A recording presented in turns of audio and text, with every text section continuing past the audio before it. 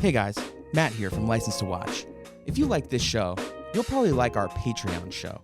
Sure, it costs one measly $1 a month, but by subscribing to that show, you get so much cool insider shit. Stuff that you can't find anywhere else. I mean, the real meat of the entertainment here is in the Patreon. For just $1 a month, you get bonus episodes about other movies that have nothing to do with the movies that we cover on the free show. We've covered Cliffhanger, Hard Boiled, and the world-famous 1996 classic, Twister. Coming up for our Star Trek series, we'll be covering the 4 Next Generation films. You remember those. Bald guy, dog-looking man character, robot dude with yellow eyes. You know all the characters, those famous characters. We'll be talking about all of them. So come on, be a pal, and join up for just $1 a month. I know you can do it. I know there's a pandemic going on, and everyone's tight. Wallets are closed tight. Moths are flying out when you open up your wallet. I know. But here's a trick of the trade. You can pay $1 and listen to all of our content, and then immediately cancel. I'm hoping you won't do that. I'm hoping you'll forget that $1 is being taken out of your account each month, because no one feels $1. No one misses $1. So come on, guys. Please subscribe to our Patreon at patreon.com. That's patreon.com/L2W. That's the letter L, the number 2, and the letter W for License to Watch. We have to eat. We have to eat. Thanks for listening. Now back to the regular show.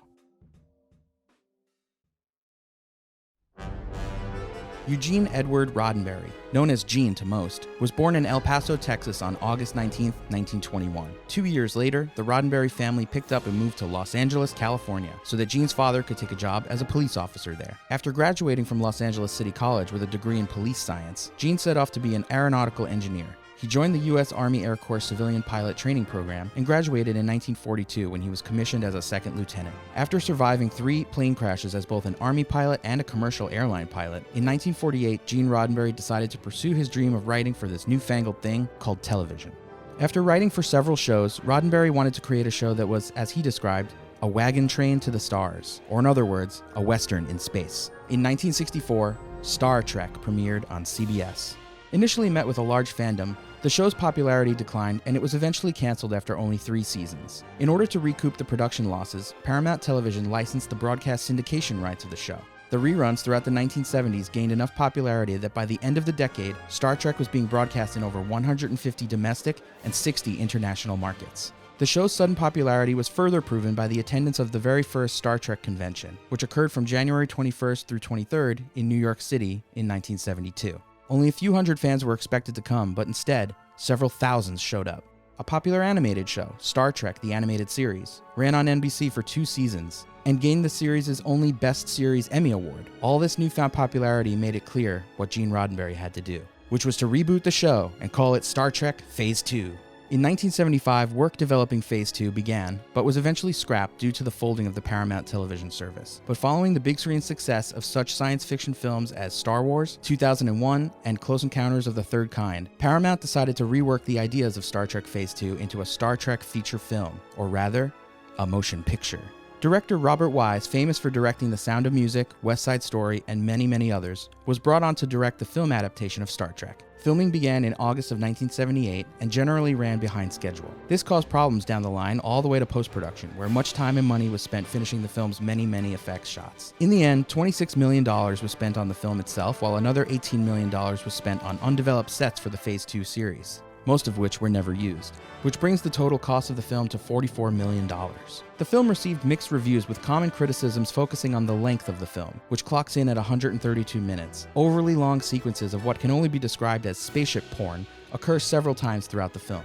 The film ended up bringing in $139 million at the worldwide box office and was nominated for 3 Academy Awards for art direction, visual effects, and Jerry Goldsmith's iconic score. While considered a disappointment by the studio financially, it made enough to warrant a sequel, and thus the Star Trek film franchise was born.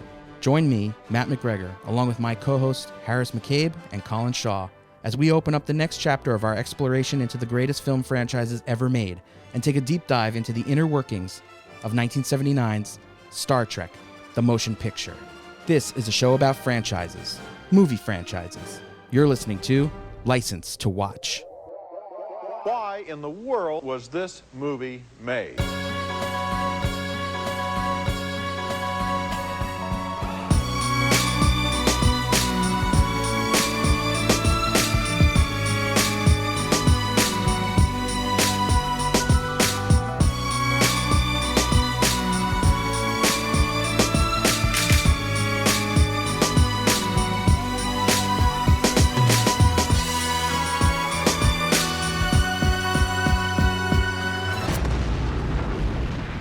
listening right now, you're listening to License to Watch. I'm Matt McGregor, and I'm joined by Harris McCabe and Colin Shaw. What's up, fools?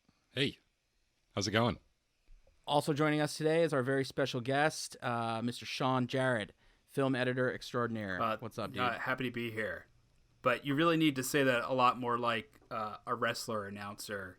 It's Sean Jarrett! He's coming down the road! Apparently I have a great name for wrestling and did not know it until moments ago. Good Lord, is that Sean Jarrett's music? Is that Sean Jarrett's music? He's got a chair. He's got a chair. What's he doing with that chair? Oh no, God, no. Look out, look out. Oh my God, he's sitting in it. How conventional. He is lazy as hell. He's just watching the match. That's probably Just what showing I would do. utter disdain for his fans out here. A great wrestling Sean heel Jarrett is because he crap. just never wrestles. Yeah. That's probably what would happen if I somehow wound up in WWE. The man you love to hate because he never does anything. I feel like for some reason your character's gimmick is that you just have 3 half-naked, like, little people running around you at all times, like going like this, just waving their arms. Well, I mean, as you angrily can in the air. see right now via Zoom, that's actually happening. So that's why that gimmick That's just your real life. Yeah. works. Yeah, get him, Sean. That's one of them right now. That's why he can't do that as his wrestling gimmick, because you have to keep your real life separate from the wrestling reality.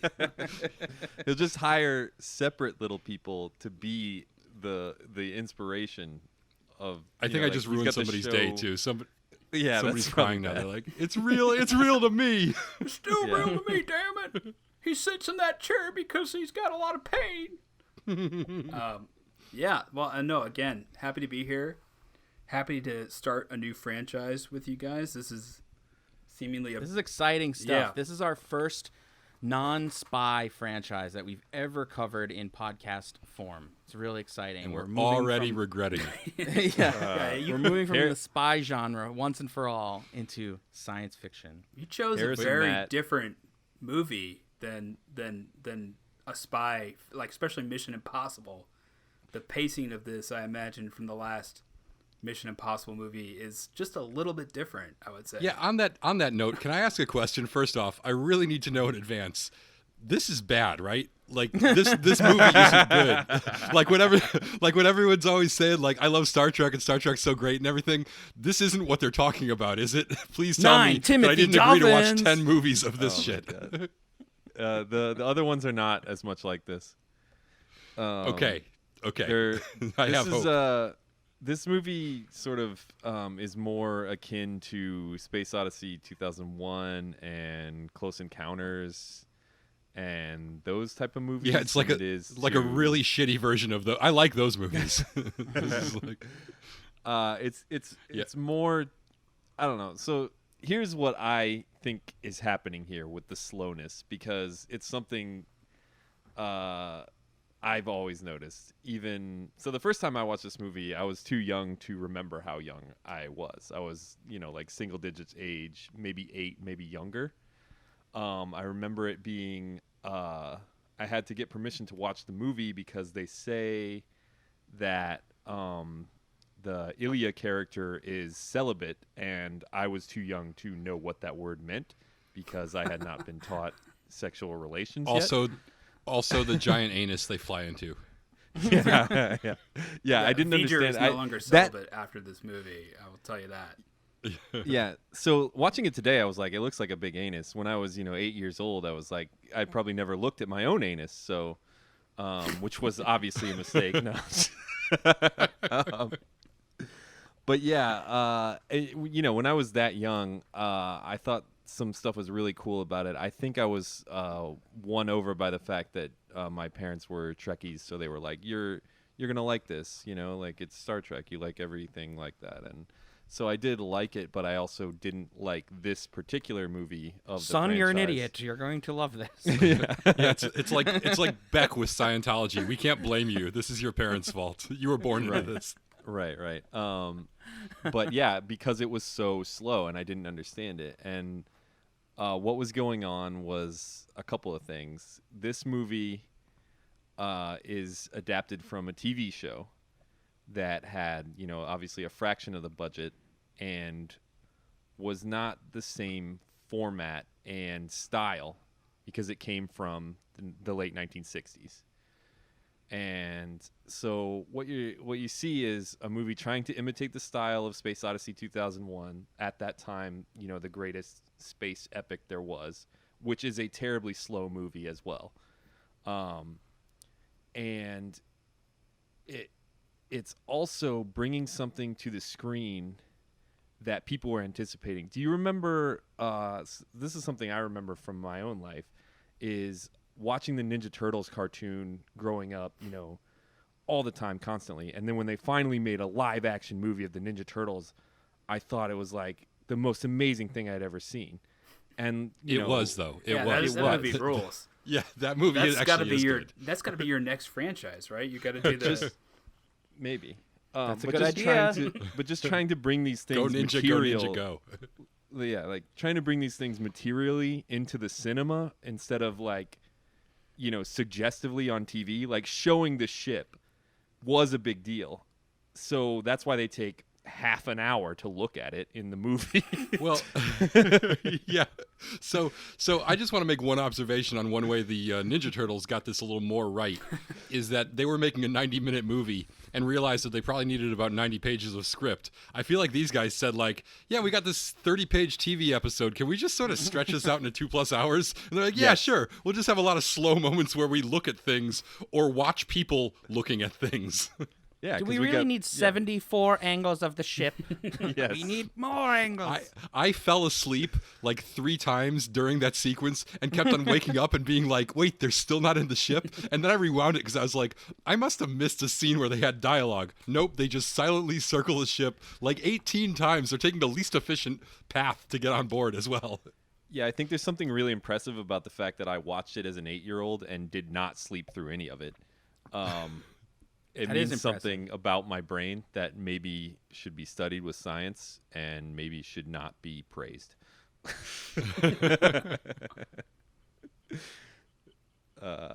Well, anyways. I say this about a lot of movies, and call me crazy, but like in today's world of fast cutting and like you kids with the MTV style, cutting of such, I actually appreciate a movie that takes its time. And like I relish the like moments, the quiet moments in movies. And I look back at older movies and I say, like, wow, I wish movies were still made like this and they didn't have to be so in your face constantly. So I kind of dig that about this movie. I will say that part with the ship and like 2 or 3 other parts in the movie are a bit ridiculous. But other than that, I mean, I like a good thinker. I like a good, slow burn. And I feel like this movie kind of hits all that. Yeah, I don't know. I kind of dig it. I think in the beginning it takes a little bit long for them to, like, actually get out into space and to, like, start the movie, really. But they had a couple of things they had to, fan service and stuff like that, Well, I think my big thing with, because I agree with you 100 when you say things like I think that movies don't have to cut so much and they should take their time and blah, blah, blah. I'm 100% in agreement. I love when people hold shots for a long time and let you sort of absorb what's on the screen and everything like that. I feel like where the comparison falls apart is like with 2001, there's always things of interest going on and they're always showing you new things. So even though it is very slowly paced and it holds shots for a long time, every one of those shots is showing you something new and kind of you can find moments of interest within it. And these, a lot of times, this doesn't do that. It's not necessarily giving you new information or the shots aren't holding so you can absorb a particular thing. They're just sort of holding for no discernible reason and just extending sequences that don't really need to be extended, because I get like, I don't want to say that because I do think there are cool moments. The ship looks pretty cool. The Voyager thing where they go into the cloud later, I thought looked really cool. I get them wanting to show off all the shit they did, but at some point you got to be like, okay, we kind of seen this already. We can move. We don't need to cut back and forth between the Enterprise crew looking out the window at the landscape going by and then the Enterprise going by the landscape, and then back into the crew looking, and then the landscape, and then the crew, and then the There are landscape. too many shots. I mean, I'm just gonna jump in and just say like, Well, I'm going to stop you Oh, real I've been quick right there. I'm just going to say the movie we're talking about, I don't think we've said it, is Star Trek the Motion Picture, 1979, in the spirit of this directed by film, Robert we Wise. took a long time to get to the point. Yeah. Although I'm sure Matt did an introduction that covered a lot of everything we've just talked Right. about and more. So Yeah, that's true. That is true. I mean, anyways, go ahead. No, I Sean. was just gonna say, I mean, there's two sequences that really stand out, and they're the scene where Kirk is approaching the Enterprise, and when they're flying over Voyager, and both of those, there's about 6 too many shots of the ships, but Maybe more. But I'm gonna go ahead and say, be on the opposite end and say like, I really like this movie. I in fact very much like this movie. I came in having watched it once before and liked it, and was kind of expecting to sort of go back and be like, well, now that I've watched it a second time, I realize it's kind of boring, especially since I know everything that's going to happen. But I guess like I follow a Twitter feed called Spaceship Porn. It's not what it sounds like, but it is a lot of shots of spaceships. I'm just really into sci-fi art and stuff like that. So for me, this is just like, hell yeah, this is great. Like I get to watch another shot of the ship and another shot, and like it does look really, really cool. And the effects to me really, really hold up. And I totally agree about the idea of the length of the shots are really appropriate, and the music, and you're sitting there and you're appreciating the whole experience, and it is an experience. Like you feel like you go out in space for a long time and then come back to Earth. But it's just, I think that's the number of times we see it, which by the way, again, I enjoy. So for me, like when they're approaching the ship, I'm like, hell yeah, look at that ship. That thing looks really cool. So I'm thinking the same thing that Kirk is, though I think he's the second time watching it thinking something maybe even a little bit more salacious, like some of those shots on his face when he's approaching with Scotty. He does definitely look like he's starting to get some wood as he's approaching the Enterprise. I thought the whole reason they extended that sequence so much is so that all the fanboys could cream their shorts and recover in time to not miss any of the movie coming up. Of all the women that Kirk's been with, the one he keeps going back to is the ship. Exactly. She's a fine lady, and the whole movie becomes a love triangle between him and Decker about who gets the girl. Yeah, and, I hate Decker. And ultimately, yeah. Well, there's a lot of reasons to not like Stephen Collins, the actor. Yeah, we'll go more into that. There is something I wanted to say about if you want to. Yeah, there is something I wanted ahead. to say about what you were talking about. Something that this movie does that I think speaks to a way in which it succeeds and a way in which you can enjoy it, but not necessarily a way in which you can say that it's of a higher quality. Sometimes you want to go into a movie and you want to kind of escape your current, reality, and you want to get that feeling where you're taken totally away from yourself, you're out of your head, that kind of thing. And this movie definitely does that. It can do that, and it does it in a way that some movies that I think you could argue are much better movies cannot do. And I think that's an important kind of unique thing about this movie. It does create an atmosphere. I have to say that I went into this never having seen it before and not really having watched a lot of Star Trek.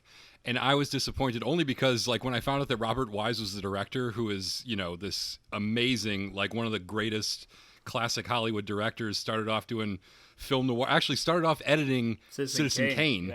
Yeah, which is incredible, a nice way to start your career. And then did like Born to Kill and The Setup and Odds Against Tomorrow and The House on Telegraph Hill, all these like classic films noir, and then The Day the Earth Stood Still and The Haunting, and then he just tops it off. He's like, oh, maybe I'll just do some musicals, and he does The Sound of Music and West Side Story. It's like an incredible filmmaker, and I was like, oh, this will probably be really good. And then it was tough to watch. It was just the pacing I could not get around, and just right from that like whatever 8-minute unskippable cutscene of them flying around the ship, I was just well, like, there's oh, something Jesus. to be said Is about. there anything we can do about like, this? You have to kind of put yourself in 1979 and you realize like what this movie was doing. First of all, there weren't that many space movies. Maybe right except around one this time big one they that were, came out 2 years prior to that.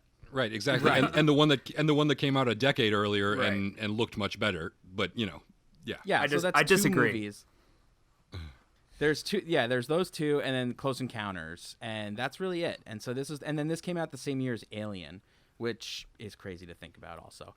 But also, fans of this show hadn't seen it for 10 years. It's been off the air for 10 years, right? At least new episodes. I mean, it was in reruns all throughout the 70s.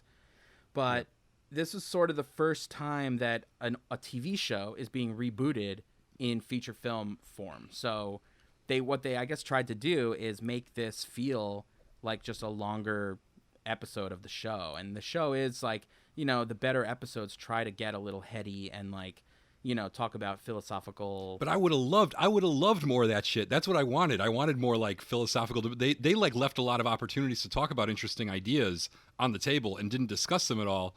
It was like they were trying to do an episode of the show, but they weren't actually padding it to fill out the entire runtime. Right. They're There's just one big taking idea. a very simple concept and then just expanding the runtime without expanding the idea. There's one Well, big the idea. Go ahead. Yeah, I was gonna say artificial intelligence is a term that hasn't been like created yet. So they'd never say that in the movie, and the concept alone is like basically what the whole movie is about. But it's to them, and I read a little background about this movie. Is like they almost didn't even do that because they thought it was so far fetched. The concept of basically a living machine or a machine that can gain consciousness, and only until some scientist like did a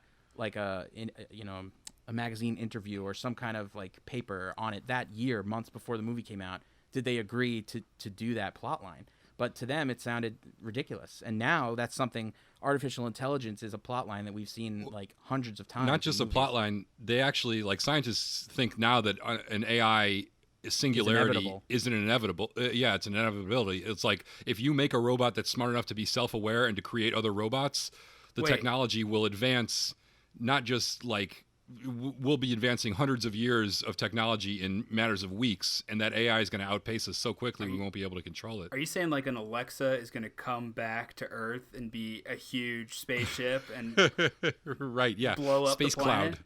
Yes, possibly. Can it get to doing that faster? Because we're kind of like... we need help.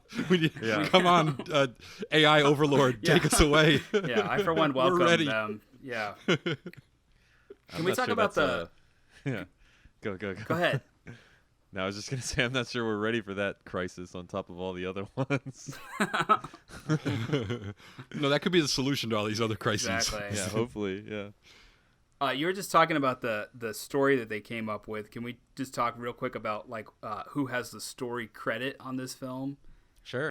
Alan Dean Foster. Does anyone know Alan Dean Foster at all? Enlighten us. I do not. Okay, well you're I not. assume reading, he's a sci-fi writer, you're maybe not- from the original show. You're not reading enough of your sci-fi film novelizations, clearly, because he's the king of sci-fi novelizations. Now he has a story credit on the film, and like I read that maybe it's not that big of a. He didn't have a huge impact on it per se, but he's just kind of interesting because just anecdotally, if Star Wars, the film that came out 2 years prior to this, had been a big flop, he was contracted to write the sequel to Star Wars, which he did actually write as a novelization. So there's a sequel to Star Wars that exists now in paperback form that is not Empire Strikes Back. And if you're ever curious, that is Alan Dean Foster's... and there's an alternate reality where that was the way the world happened. Yeah, and it's a funny book because they've cut out, like, you can tell that they're cutting costs. So there's no Han Solo because it's like, he's too expensive. And so basically they just did a book where it's like Luke and Leia... just making out in a closet somewhere. Yeah. It is that pretty much. No, but it's just like it is like kind of a what they would call like almost like a bottle episode. Speaking of television, and one of the things that this movie kind of suffers from is that it is very similar to a lot of Star Trek episodes where you have a god being, and like the crew has to figure out how to stop the god being. In fact, as you guys go through like your whole journey through Star Trek, you're gonna encounter that at least one more time. I think twice actually. Yeah, and this one too. So like, Yeah. yeah. Sorry, that was I know we're doing radio. That was a TV connection that Colin and I just had. But Yeah. like, yeah. But yeah, I don't know how much we want to talk about Spoil. the movies. When Yeah. when we were doing Bond, we like to pretend we had never seen all the rest of them when we clearly had. So I don't know if we want to do that. Well, and for my benefit, because I haven't seen any of them. you've never let's- seen a let's single keep me in- Star Trek prior to this? No, I've watched a few episodes of the old TV show, which I didn't really care for, and a few episodes of The Next Generation when I was a kid, which I thought were interesting but never got into. Wow. This is I mean, so I'm- exciting to podcast. I'm for familiar me with on all so like many levels. with all the mythology of it. You know, it's not like I'm coming in and being like, "Who's Scotty?" I don't Yeah. get. You know, like if nothing Why else, does I he know talk it from like that? stand-up comedians and like SNL sketches and stuff. But You're not saying what's with his ears or anything like that. yeah, Yeah, okay. yeah, no, I'm not like wow, why is William Shatner such a bad actor? I already am familiar with everything, great with actor. all those things, you know. So Yeah, no, I'm so excited to do these on so many levels because one is his lack of experience with them is just so cool and gonna be so much fun, and just my intense amount of experience with them is also gonna be pretty funny. So yeah, should I do should I speaking of new things, should I do my my Your summary? plot summary? Oh yeah, we're switching things up, baby. Harris, a newbie to the franchise, is going to be doing the 2-minute plot summaries for all of these Star Trek movies. I'm very excited to hear this. I'm a little worried because I was bagging on Colin for doing such a bad job, and it's not like he definitely didn't make it look easy. He made it look very difficult, but I still felt like it would be pretty easy. Well, you and already now I'm getting now I'm said getting this nervous was that a 30-minute script, so you should be able to Yeah, do well, this. I feel like if there's ever one for me to start with, it's the one that it was like a 2.5 hour movie that actually only has about 30 minutes of plot in it. All right, so All right, are you ready? I got the time. I guess over I here. am. All right. ready? Just tell me when to go. On your mark, get set, go. Okay, so we open with these 3 Klingon ships, and they're out in space looking to fuck shit up, and they see this giant space cloud, and they're like, hey, a space cloud, let's shoot it. So they blast the thing, and nothing happens. So they call Starfleet, and when they're FaceTiming, they get evaporated, and Starfleet's like, oh shit, there's this big angry space cloud, and it's headed right for Earth, so we got to get our closest ship, which is the Starship Enterprise. And the only problem is that the Starship Enterprise has just been overhauled, and they're not sure if it really works, and also it's got a new captain named Decker, and no one's sure if he's really ready either. He might be cool, he might be some creepy perv, no one can really tell at this point. So Admiral Kirk says, okay, I'm going to take command of the Starship Enterprise just for this one mission, but everyone actually thinks he just wants to get back out and pound some space poon, which is true. And so his whole crew comes back, so all the people from the TV show come back except for Spock, plus there's this bald lady that's Decker's ex-girlfriend. And then just before they leave, Spock shows up because he was on Vulcan trying to become a Vulcan Jedi, but then he felt a disturbance to the Vulcan Force, so he came back to Starfleet. And so they take off, and Kirk immediately screws up and endangers all their lives, and Decker has to save the day. And you think that it's going to be some tension there because Decker's pissed, but no, it turns out they're both really cool with it because there's hardly any conflict in this movie at all. And then they get into space, and they get to the space cloud, and they communicate with it, and then it zaps them with space lightning, and it disintegrates Decker's bald girlfriend. But then she comes back as a robot probe controlled by the space cloud.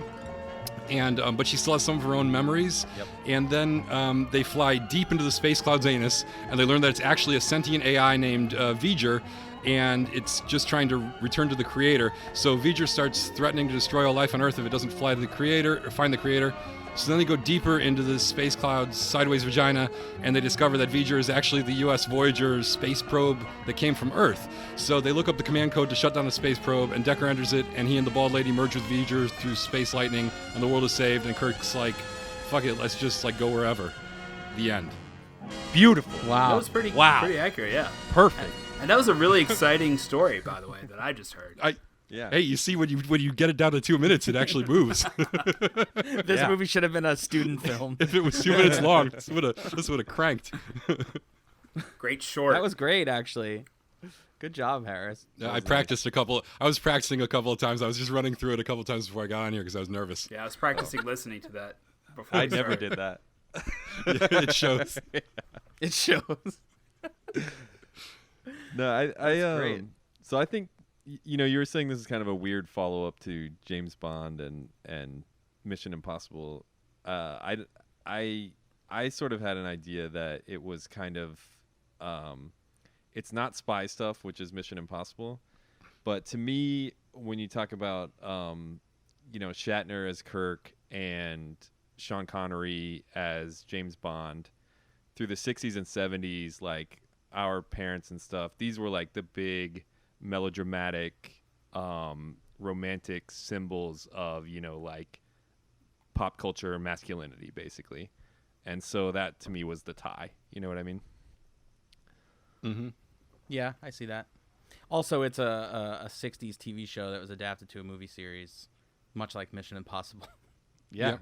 Also hair pieces. Shatner. I think it looked like they switched between two different hair pieces in this, a curly one and a wavy one, but Connery also famously wearing a hairpiece, so a lot of Shatner wears a connections here. hairpiece? I never knew that. Also, much like James Bond, I feel like the characters in this first movie of a series that goes on for 6 movies are all old already. Yeah, this is the last one where they're trying to pretend at all that they're barely young and they're really kind of old. And by the next, That's what I couldn't get over when he greets his crew, and I'm like, wait, you guys haven't been promoted? Like, how long have you? Chekhov, you're still doing the same shit, aren't you? Kind of stuck in middle management there. He's pretty bad at his job in this movie, so I think it makes sense. I mean, well, that was another thing I was kind of disappointed in, that they spent all this time looking at nothing and doing nothing when we had all these characters that were like beloved characters from the show that I was looking forward to like meeting and getting to know them and learning more about them. And there's literally no part of, they like basically all show up for a line or two of a cameo and do something that references their job in the old thing, and that's like even Bones, who is like, I think supposed to be like a more important character than some of the other ones, doesn't really have a lot to do. Spock is pretty much the only guy who has any kind of a plot, and even his plot is severely underdeveloped. I really question why Bones is on this mission. I mean, first of all, he shows up and he looks like he's been partying with Tony Montana. Or like a commune in LA or something. Oh my The God, necklace. that beard. The beard rules. Oh. I'm So jealous good. of the beard and the haircut and the gold chain. And the gold chain dangling on his exposed chest. Yeah. What the hell brought me? I was partying and doing cocaine. I was just doing some space cocaine. My 16-year-old girlfriend Moonfire is really going to miss me on this mission. You ever had any Romulan horse, Jim? It's delicious. Bones is the best. But the reason why he's here is so flimsy. I mean, again, I love this movie, but I am really confused because Kirk just comes up to say, Bones, I need you here. So basically, he's just like his therapist, I guess. Like, and they actually do. I mean, you talked about there not being any conflict between Kirk and Stephen Decker. Collins, but Decker, thank you. But they have the one scene where Bones psychoanalyzes him, and it's hilarious because Kirk, he says to him, like, Jim, you want the ship back, and you don't even realize it. And Jim looks off to the distance, and he's just like, are you saying that I want it back? And, it's just, I mean, that's like basically the whole thing. And that, and to like basically crack jokes at Spock. And, people say that this movie is humorless, and I'd say it's mostly humorless, but Bones gets a few good ones in.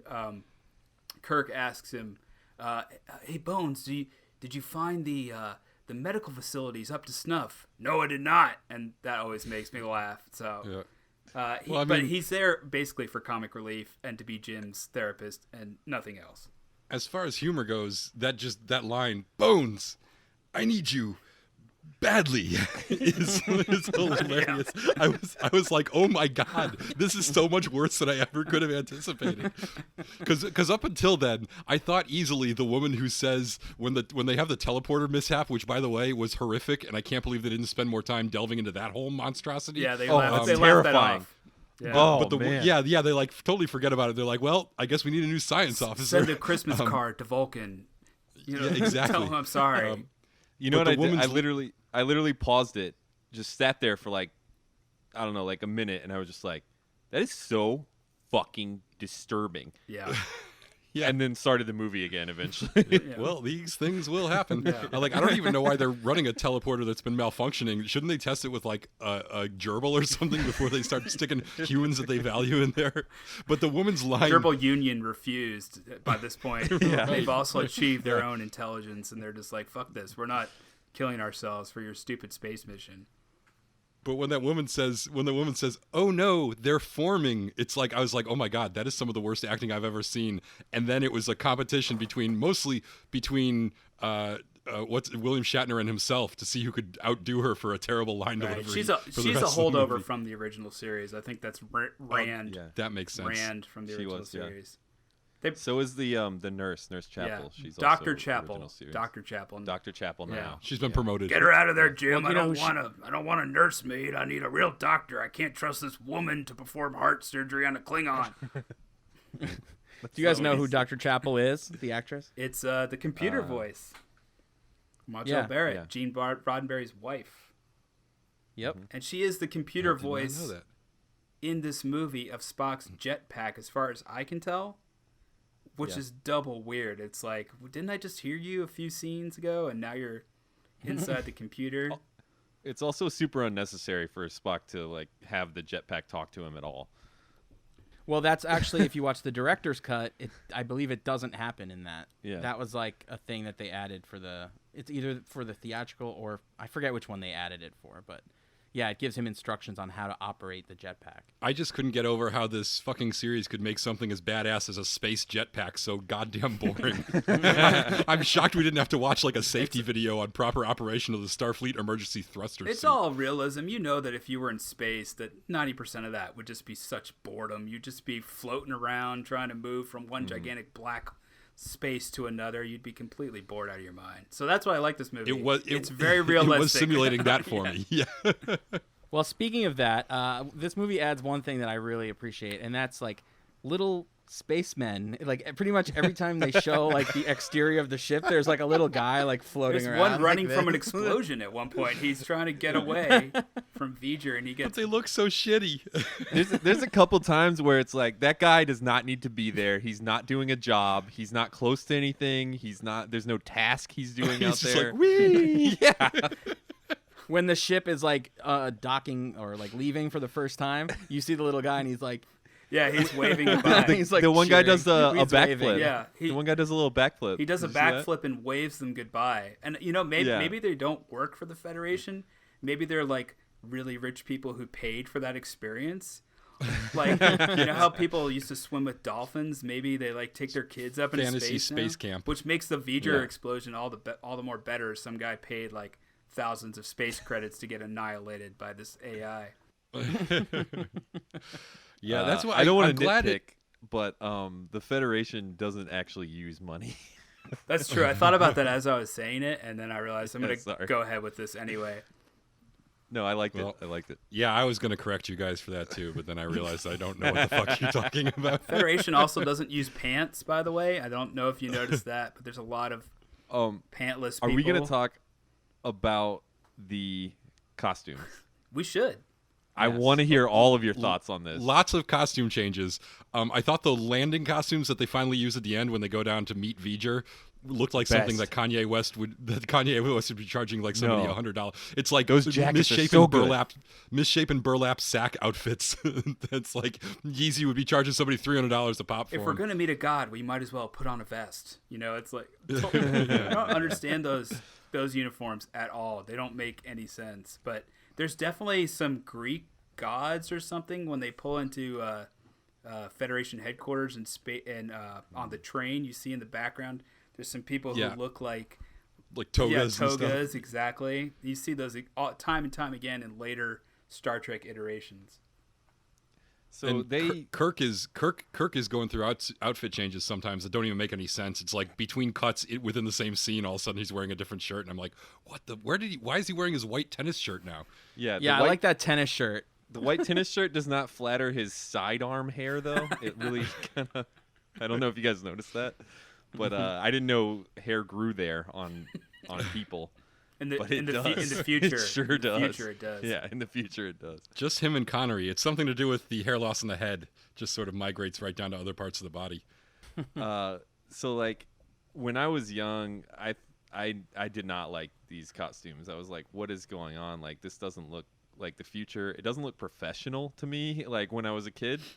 Now knowing what I know now, like having met costumers and seen them work, this was someone's masterpiece, and it is designed to like be a seamless design with the production design, and that works. And in 1979, this was really cool. But, you know, when I was watching it as a kid in the 90s, I was like, why is everything light pink, blue, gray, and tan? You know, like, why are those the three colors? And, yeah, it's the color palette they chose, and it's pretty fucking cool for the 70s. It's a little bit of a, like, weird sex party vibe, especially with how casual the drop V-necks are. I do think somebody served some fondue and had their balls out at one point. And one of my least favorite parts is they choose to put Decker in the one piece that you can clearly see his dick through, which he needs to stop showing people his dick already. Yeah. I suspect he requested that. And I mean, stop showing people your dick could be a good like life motto for Stephen Collins. I think. Yes. For everyone, really. I mean, we all need to. I mean, you guys can see what I'm wearing right now, and it's pretty scandalous. So. Yeah. I don't know. This is like a lot of this movie. My very first watching of it as a kid, there's a ton of stuff I didn't understand what was going on, and a ton of stuff I didn't like.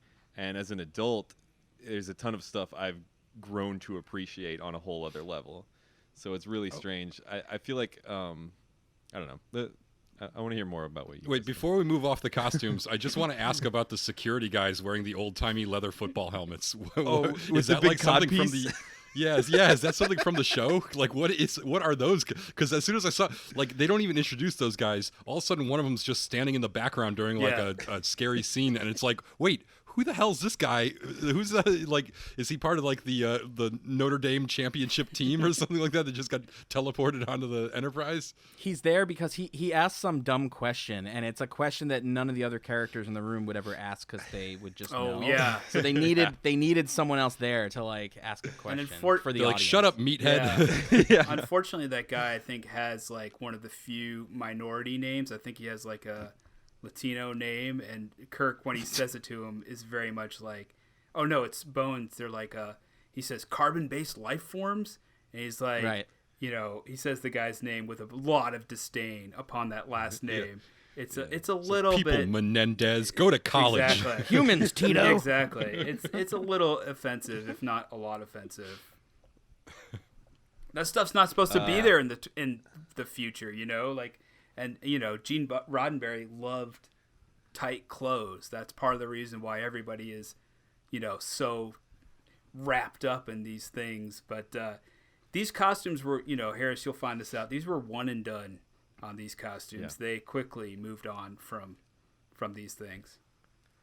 I think this movie, you know, it came out in 1979, right before the bright neons of the 80s emerged. And I think the later movies benefit from a more colorful color palette. Yeah, I got a little Logan's Run vibe from Definitely. the outfits in this. Oh, yeah. And that's the kind of thing about this movie is it is, I think, really awesome to look at and listen to, and the story basically works for me. But it is kind of old-fashioned for 1979. Like you mentioned, Alien came out this year. That's completely different. 2000, I mean, it does feel more like a late 60s film than say, or a mid 70s film even, than say like Star Wars, which was grimy and dirty, and you know, everything was broken all the time. And even though the Enterprise doesn't work in this movie, I mean, the idea is that the future's perfect here, and so it's like a contrast. It's not like life really is. Well, that's and this is what really bothered me at the beginning, because my first comment on this that I wrote down was, wow, these special effects suck. It all looks like bad Photoshop. And I came around on a lot of it eventually. The movie did actually look really good. But like there was something about the beginning, like with the Klingon ships, there's like no dimensionality to them. The models like the visuals, the models look good. It's when they fly in front of the cloud that they kind of stand right, out. exactly. Like the cloud looks good, the models look good, but the models look good in the sense that like some of the models look better than others. Like the Enterprise looks really good, but some of them, like some of the space stations and stuff, it's like, especially because I am, whether it's fair or not, and it is fair because all these movies came out before this, but like Star Wars came out a couple years earlier. 2001's a decade old at this point, and both of those had better looking ships in terms of looking better in the context of space, looking more real, like looking like they were actually, like in 2001 they made it look like these ships were floating in space, not little cutouts sort of manually being pushed around the screen. It looked like they actually had some inertia and stuff. And just the Star Wars, obviously this isn't the same kind of atmosphere, but it looked so lived in and tactile and functional. Like there was some moments where I'm looking at a space station in this, and I'm realizing that the only reason that there's like little rectangle, protrusions on the outside of the space station that are just there because some production designer was like, well, if it's just a blank wall, it's going to be boring, so we got to put something there, so we'll put that there. Whereas I couldn't tell you what any of the little vents and knobs and screws and stuff on a TIE fighter do, but they're fucking there and they look like they're there for a reason, I know this is just somebody gluing spare model parts onto a thing willy-nilly, but it made it look like it was functional, whereas this just looks like I'm seeing a lot of, it's not that it doesn't look good, it's that I'm seeing a lot of the production design behind the scenes conversations, I feel like. Well, I do agree with a lot of what you're saying, but in defense of this movie a little bit, I will point out one thing, and that's that the Star Wars that's burned into our brains right now is the special edition version of Star Wars that has been heavily affected 20, 30 years later to make the special effects look up to date. If you remember back to the original Star Wars and Empire Strikes Back before they were, fixed up, their effects did not look as good as they do now. But they looked better than that's a fair Yes, point. but But they did look better than this, because I better. grew up with the VHS tapes of the original version, so I've watched the original, not updated versions of Star Wars way more than I think I watched the remake ones. I think once. aesthetically the ships look better, and the effects might be better too, but they just look like they feel better in space, because like you said, with the Klingon ships, when they're moving and stuff, it doesn't look like they're actually moving through space. It looks like somebody's like overlaying an image on another image and just pushing it around, and the little men that are flipping around. Yeah, I remember in the original Star Wars, whenever they did the shot like from inside the spaceship, and you're seeing like the pilot's perspective looking out, and you see like the HUD or whatever it's called, where you see all the buttons and stuff, you could see through them. There, the effect, they didn't have it that well. It was like taped to the the lens probably, and you could see like when a ship would fly by, it would fly through the HUD, and they fixed that for the later ones, but people forget that.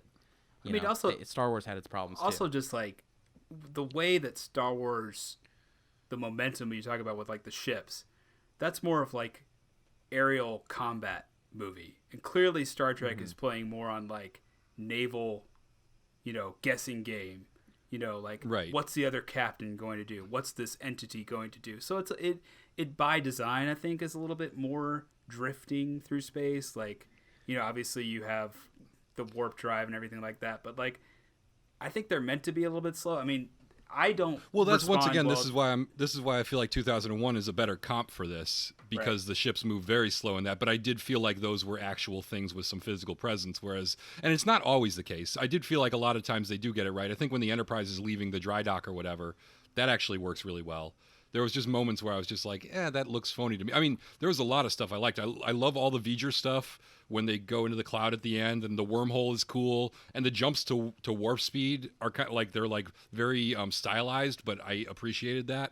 The warping's really good. They don't keep that. The streak, the warping streak. Not the same. In this movie, they're the best of all of them. Yeah. Of even like even TNG series like isn't as cool as this. The warping is very good. It's very colorful. Like later, even into the 90s, the TV show, all the warping they did was just like little bits of like streaking color behind the ship, and then like a little flash of light where it kind of disappeared into the distance.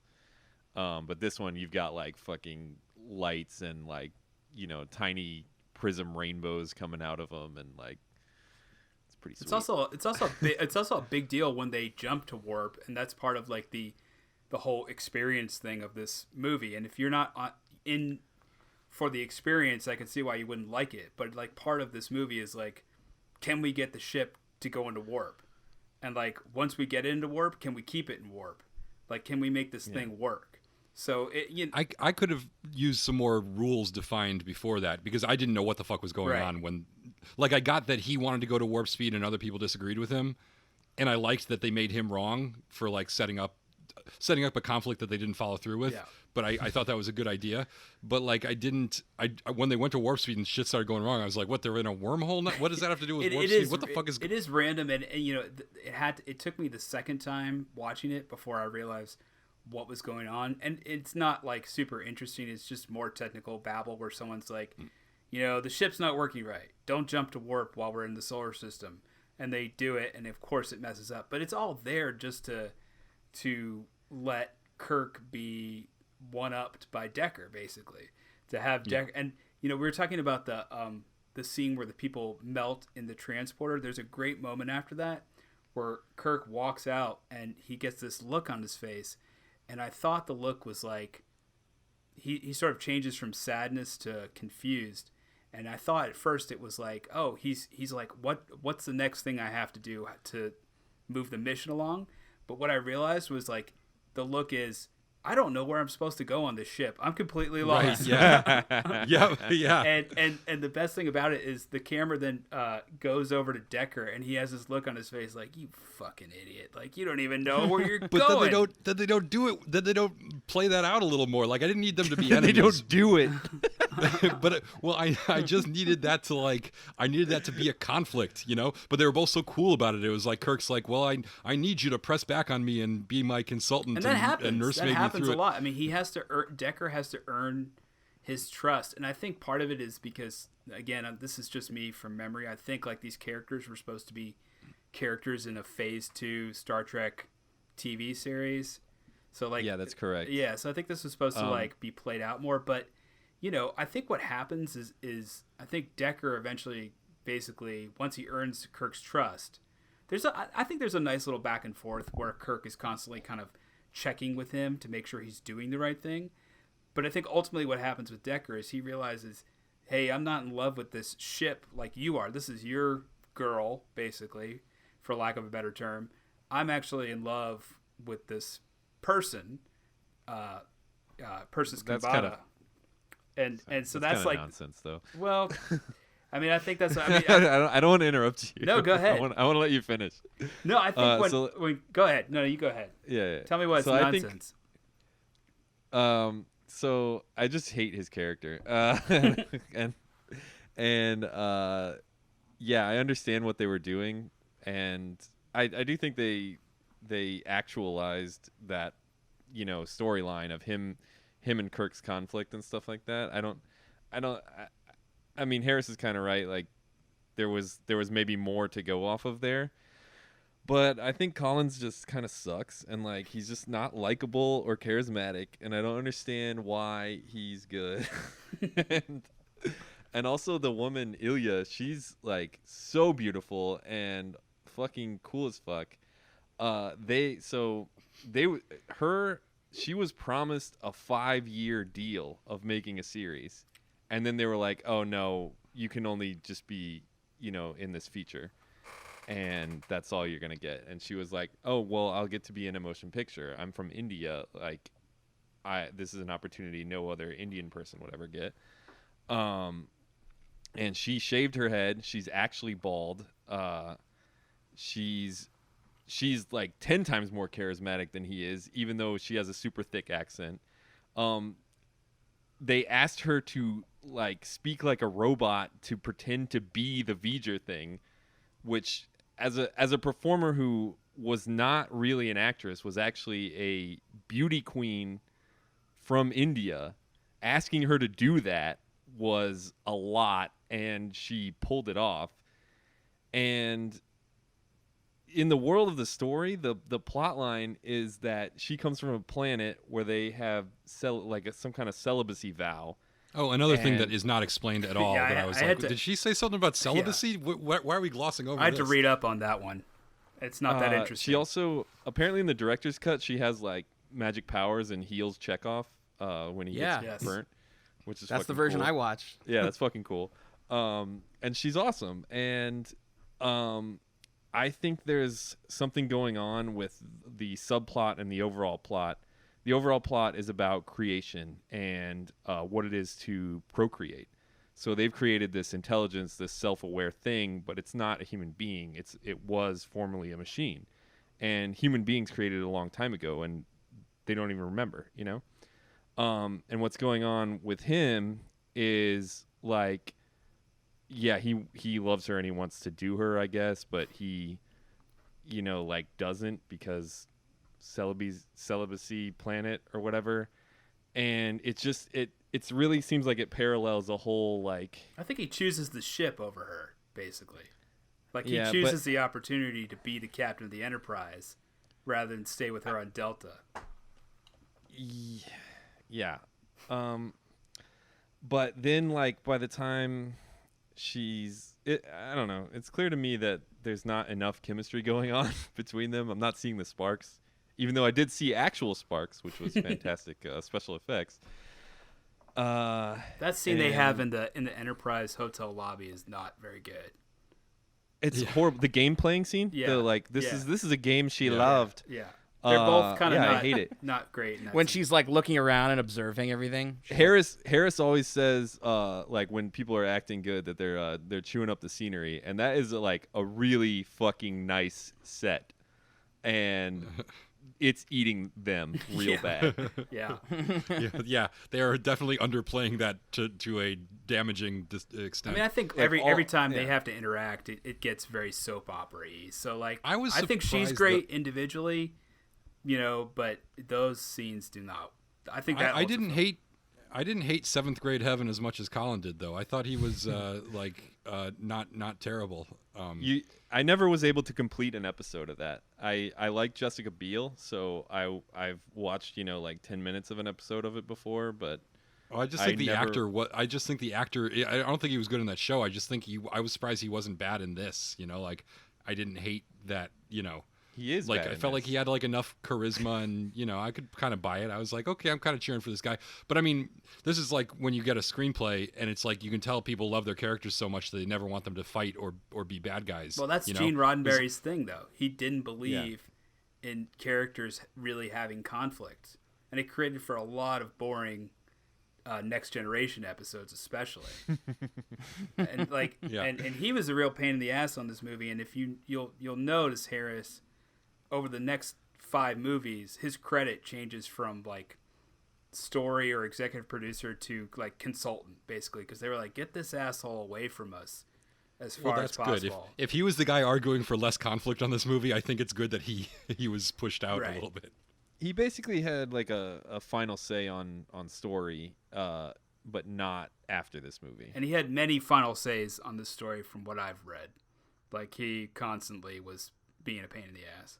Well, the story of how this movie like came to be is crazy, and we kind of like talked about it a little bit, but yeah, it like basically was they wanted to do another TV show with all the original actors, and they got them all except for Spock. And then, like, I don't know, they hired a bunch of writers and they couldn't figure it out. They couldn't crack it, and they were just like, fuck it. What was Leonard Forget the Nimoy show. doing? Was he like singing more songs or something like that? I think he was in, like, you know, Invasion of the Body Snatchers, and he kind of had a career. He was in aging the 70s. quickly and getting old and raggedy as fuck because he looks old in this. Yeah, he's like 100. And they couldn't find ears that matched his flesh tone. They're not supposed to.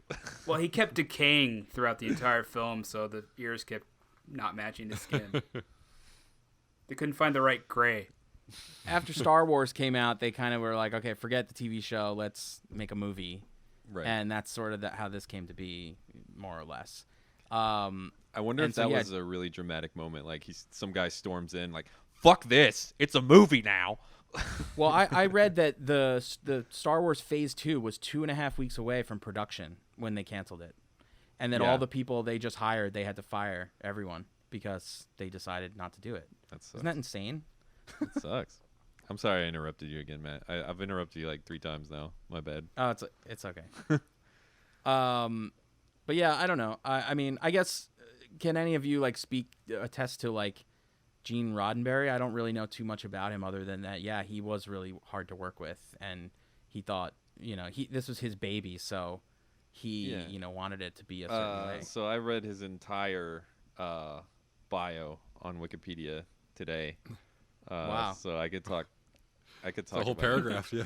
Can you do that? No, in, it's 2 long. minutes. Can you do it in 2 This minutes? guy. Set the clock.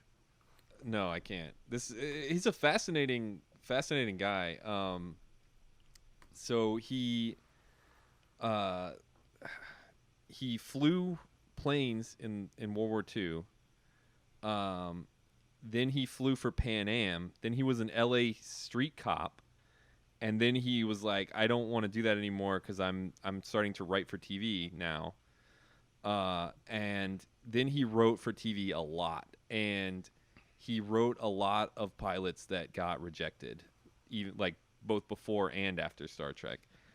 He wrote westerns, mostly westerns, and he a lot of times was trying to find an idea where it was people on a boat traveling somewhere, like a Navy type thing or something like that, or something like that. So he comes from the background of westerns, I think more like ensemble cast type westerns, and he doesn't want to write sci-fi until he writes Star Trek, and then after he writes Star Trek, people only want him to write sci-fi, and everything he does after Star Trek fails, and Star Trek he sees as a failure for most of his life until even after this movie, because he lost the rights to it. He almost lost his house multiple times, and everything else he wrote was rejected, and he had to make money by going to the conventions, which is like what a lot of them did.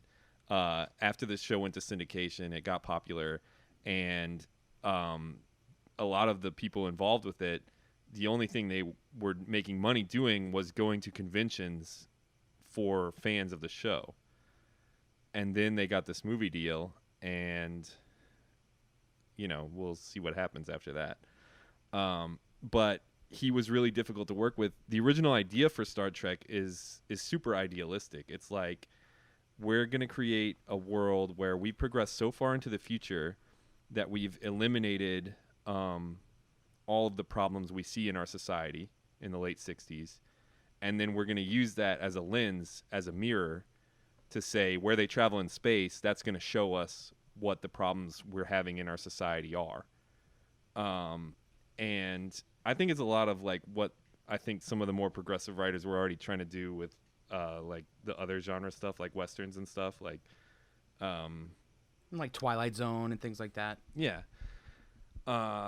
And yeah, it's basically, I think the other main point of it is it's a specifically philosophical show, and yeah, the side characters, they don't ever get enough love, Harris. Like he was adamant that they were of different races. Like, he wanted there to be a black woman, a Japanese man, someone from Russia, like people that weren't just white Americans. But the main three characters are also super central because they represent this sort of philosophical pyramid or triangle. Kirk is the romantic, Spock is empirical, and McCoy is realist. So you can see everything that they do through that lens, and that will tell you the characters like before you watch anything. Which I think is super interesting, and I wish that we saw that in this movie a little bit, because I mean we hint at it a little bit, but we don't actually like I feel like that's probably something that probably came through a lot more in the show, and hopefully will come through in the movies a little more, because that's an interesting idea of like how to tackle problems and difficulties and stuff like that coming from different yeah. But to be the creator of something that idealistic and then to fail a lot means Gene Roddenberry was hard to work with, because he's like, this is my creation and it should be like this, and it represents progress and like what we can do and what we can make people think about or help people think about. But also they're like, we're trying to like produce TV and movies here, and you have to stop like having to have it your way.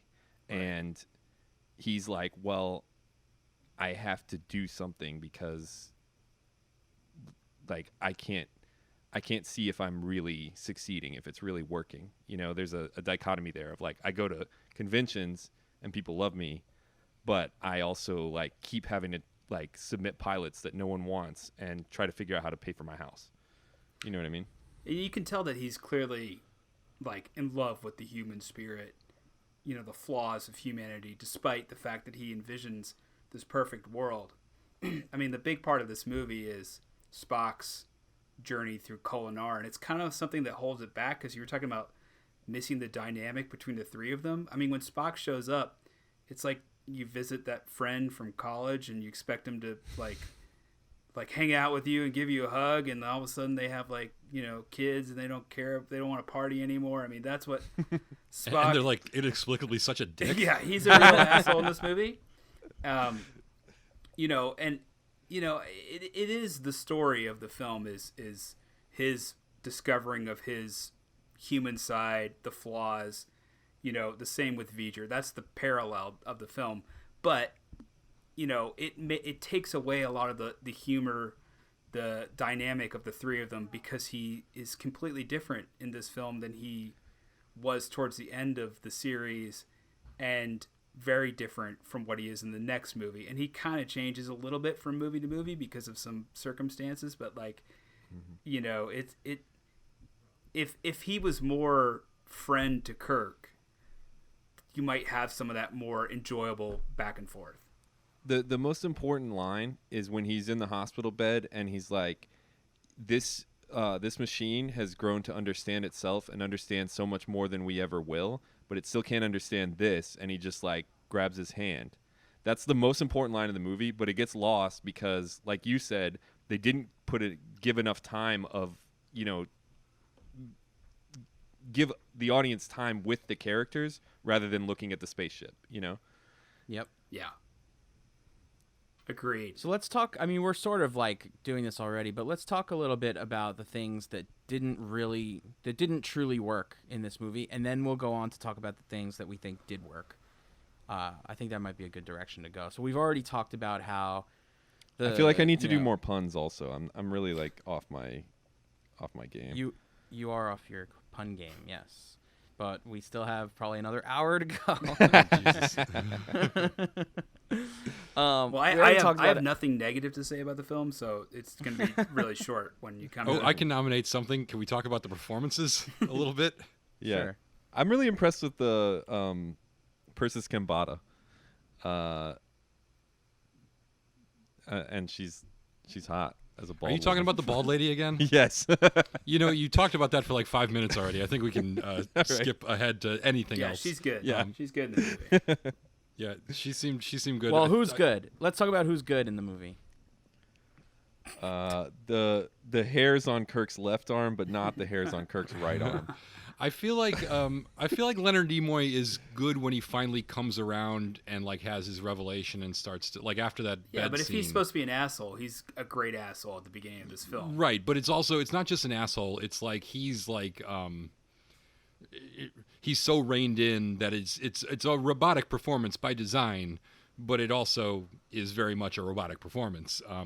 Also, I didn't get at the beginning, so why do they drop his necklace on the ground when they're going to award him this necklace? Why do they just drop it on the ground? If I was him, I just would have taken it and told him I made it. I would have just told everybody, yeah, I got my necklace. I had the same thought. It's actually a very, very slippery necklace. The ritual prepares the necklace by dipping it in grease several times. Yeah. Did you guys read about that scene? How the actors are actually speaking? They actually do the whole scene in English. But then later on, they decided they wanted them to speak the Vulcan language, Right. And so they dubbed Vulcan language over. But they had to sync it up with their lips, so the Vulcan words that they're saying had to. If you listen, they kind of sound like. And then if you like watch their lips and then read the subtitles, they're speaking. They're just reading the subtitles. I'm pretty sure, much like Klingons, James Doohan, Scotty came up with that language. That was like his job when he wasn't acting as Scotty, was to come up with all the languages for these films. Is that true? I Oh, believe that's so. cool. He definitely came up with a lot of Klingon, I think. Yeah. Can't think of another word, Captain. Yeah, so yeah, I did think Leonard Nimoy was pretty good. I went into this thinking there's no way William Shatner is as bad as his reputation is, and somehow I was like when he delivers the line, like it's the exact same line he says about Bones, but he says it to Bones about Spock, and he's like, Bones, and then he just pauses for so long, and then he says, we need him. I need him. And I'm just like, oh my God, really? Yeah, but I love him for it. I mean, it's just like, I think fans do, but everyone else that's like looking at it objectively is like, whoa. Yeah, I know, but it's like Keanu Reeves kind of. It's like, do you love Keanu Reeves for being Keanu Reeves, and you love William Shatner for being Captain Kirk and T.J. Hooker and, everything, being chased by the giant rabbits and Night of Lepus, I think. It's just Have you guys all seen the Rocket Man? The no, I haven't seen William it, but- Shatner Rocket Man? Yeah. That's one of my favorite things ever. Like, that's one of my favorite things on YouTube ever. He's such Yeah, a humanist. I mean, like it fits perfectly with this material to have a guy who is like just clearly up his own ass so much. And Yeah. like He's kind of a fucking weird guy anyways. yeah. Like other people might be a little bit weirded out by like doing this stuff, going to all these alien planets, having Fucking all these green encounters. women. Yeah. But he's a weird guy. So one of my nominees for like the worst line reading of the entire movie was Chekhov's reaction to getting zapped. Yeah, that was my big thing. I love Chekhov. And Chekhov is also slower than everyone else in the wormhole scene for no reason. Like everybody is like, don't shoot the torpedo. He's like, I won't. I mean, he's like at least 10% slower than everyone, and no one ever told Chekhov to just speed it up just a little bit. You know what I mean? Yeah. We're gonna slow it down in post. You don't need to talk that slow. And he didn't. No, I'm doing a good job. Trust me, I'm doing it's a an really in-camera good effect. job. For me, it's in-camera effect. And everything that he does in this movie to me is a little bit Hammy. doesn't quite work. So I think he'd be my nomination for worst performance in the film. Well, and none of them are like I don't know. It's a very limited sample size, but Uhura and Sulu are also not good, which is probably why I thought Commander Peto was actually passable, was because you had a couple of actual, like they brought in a couple of professional actors that actually had a little charisma, and compared to what else was out there, I was like, oh, thank God we're watching these people who can at least like sort of deliver their lines without me groaning. They have nothing, not to use this phrase over and over again, but they don't really have anything to do.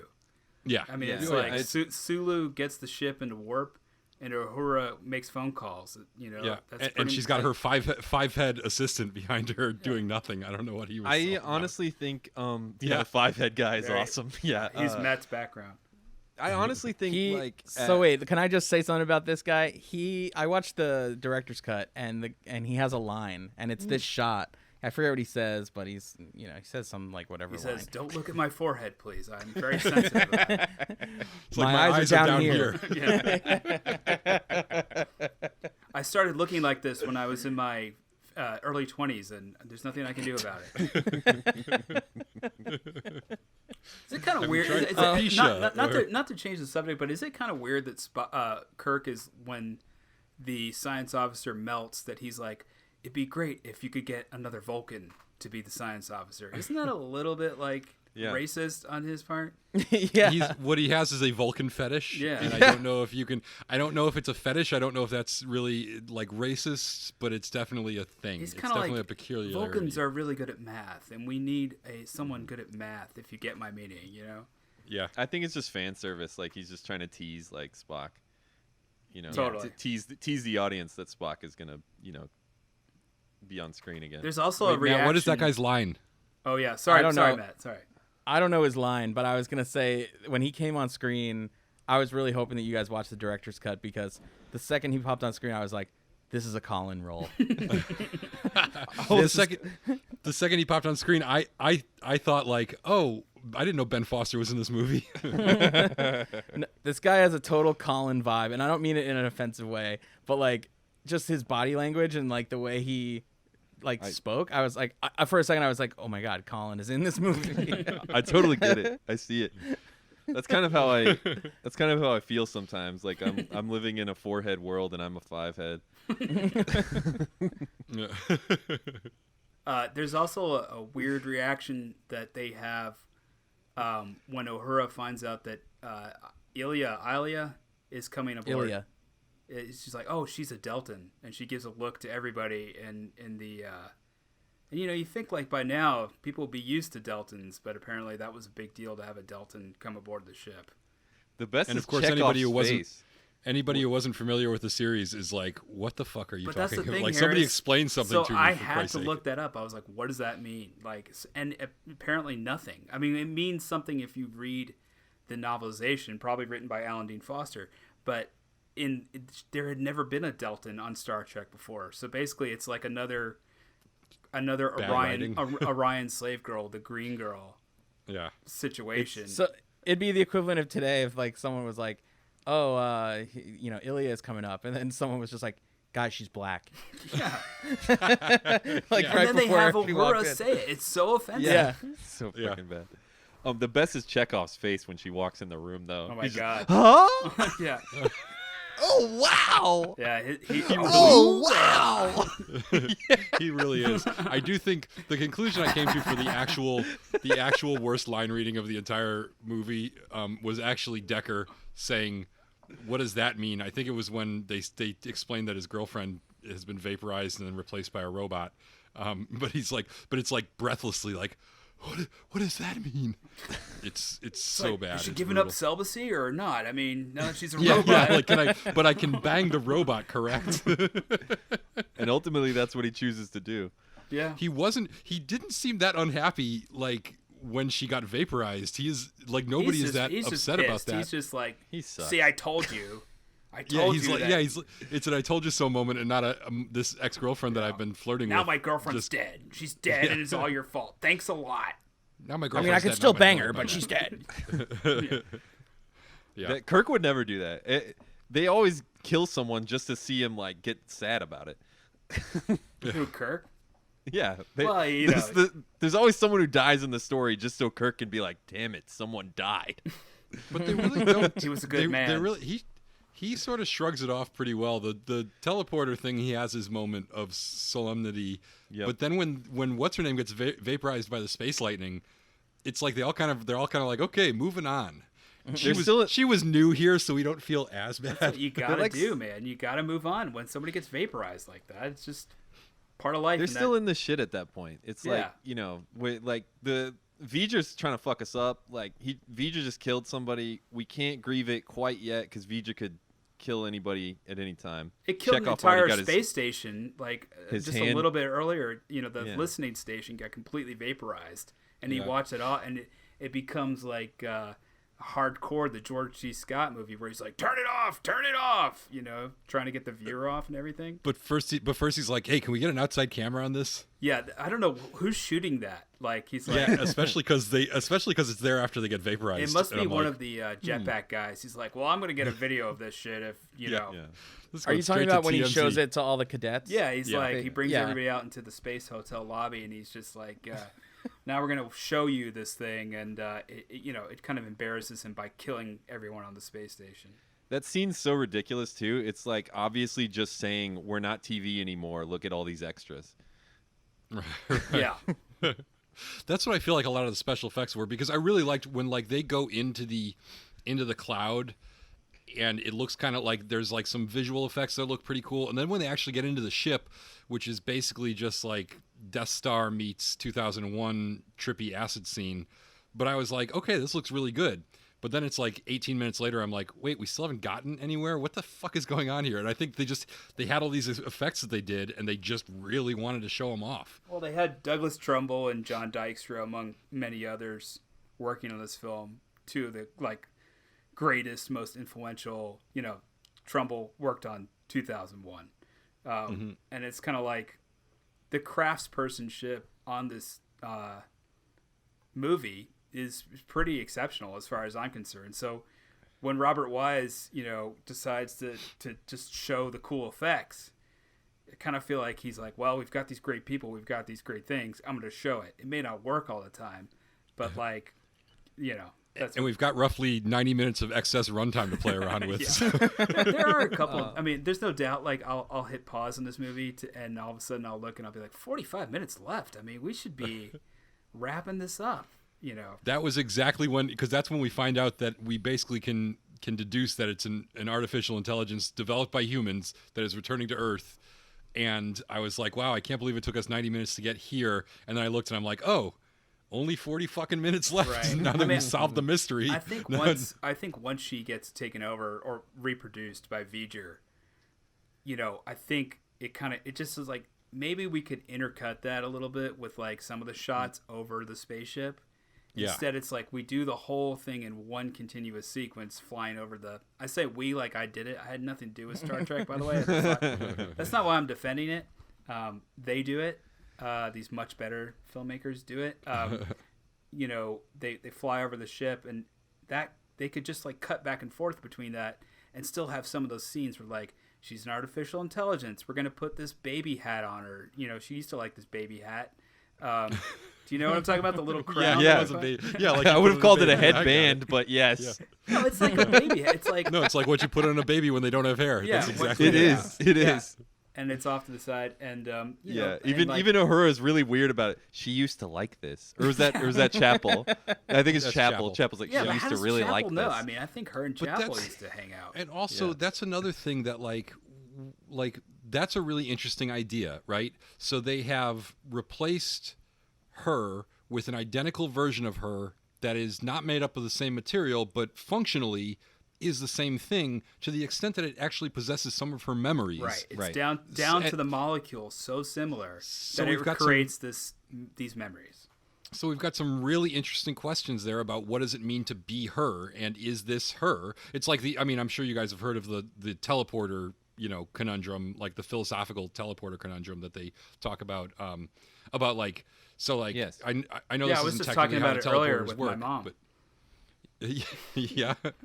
No. What? That it pulls your molecules apart and then puts it back together? Yeah, if it's ripping your molecules apart, it's not actually efficient or plausible that it's actually transporting them to the new location. So really, it's ripping your molecules apart and then reassembling different molecules in a new place. And even though it is, technically has your memories and is everything in other ways identical to you, it's actually a different person. It's technically a clone. So every time you go through the transporter, you're committing suicide and being cloned. And sounds like, what are the philosophical ramifications of that, which I think they're kind of like, they're dealing with a very similar situation, and they kind of hint at it and never really get into it. Were you talking about that with your mom because she no longer recognizes you as her son because she believes you were teleported at some point? We actually teleported together as a family. Yeah. We went with my brother, but what came back wasn't entirely human. So later on, he was like, "Mom, this is a weird question, but do you have my penis?" There was a fly in the transporter. Yeah, exactly. My mom is probably going to listen to this, so sorry, Mom. Oh, sorry. Sorry to drag you into this, but I love you. Sorry, Sean Jarrett's we have mom. a strictly Don't mom worry about audience. So on a very she's similar probably not note, she's not going to listen to this. Because I discourage my parents from listening to anything I do. On a similar note, like kind of changing the subject, but also on a similar note, they are, when they're rebuilding the Enterprise in the dry dock, it is clearly a very different looking ship than the ones we last saw on the TV series. And obviously, like, they're upgrading it they're doing it in the movie, they're going to make it look better and whatever. But like, are we supposed to believe that? I felt like the upgrade that they're giving it is sort of them writing into the show that it's been upgraded. But it's also like it brings up this like ship of Theseus question of, if you've upgraded the ship that much that like it doesn't have any recognizable, it's the same shape, but it doesn't really have any recognizable original parts on it. Why is it still the Enterprise? And why are you still making a big deal about this fucking thing? I think it's actually an interesting point, because it's like Kirk is obsessed with it, and it's not his ship anymore. It's Decker's ship. So again, that to me is kind of interesting, the love triangle between the three of them. And it isn't the same ship. But again, not to spoil too much, Harris, but this is a real common problem in the Star Trek movies: is the ship never works right. The crew is always new.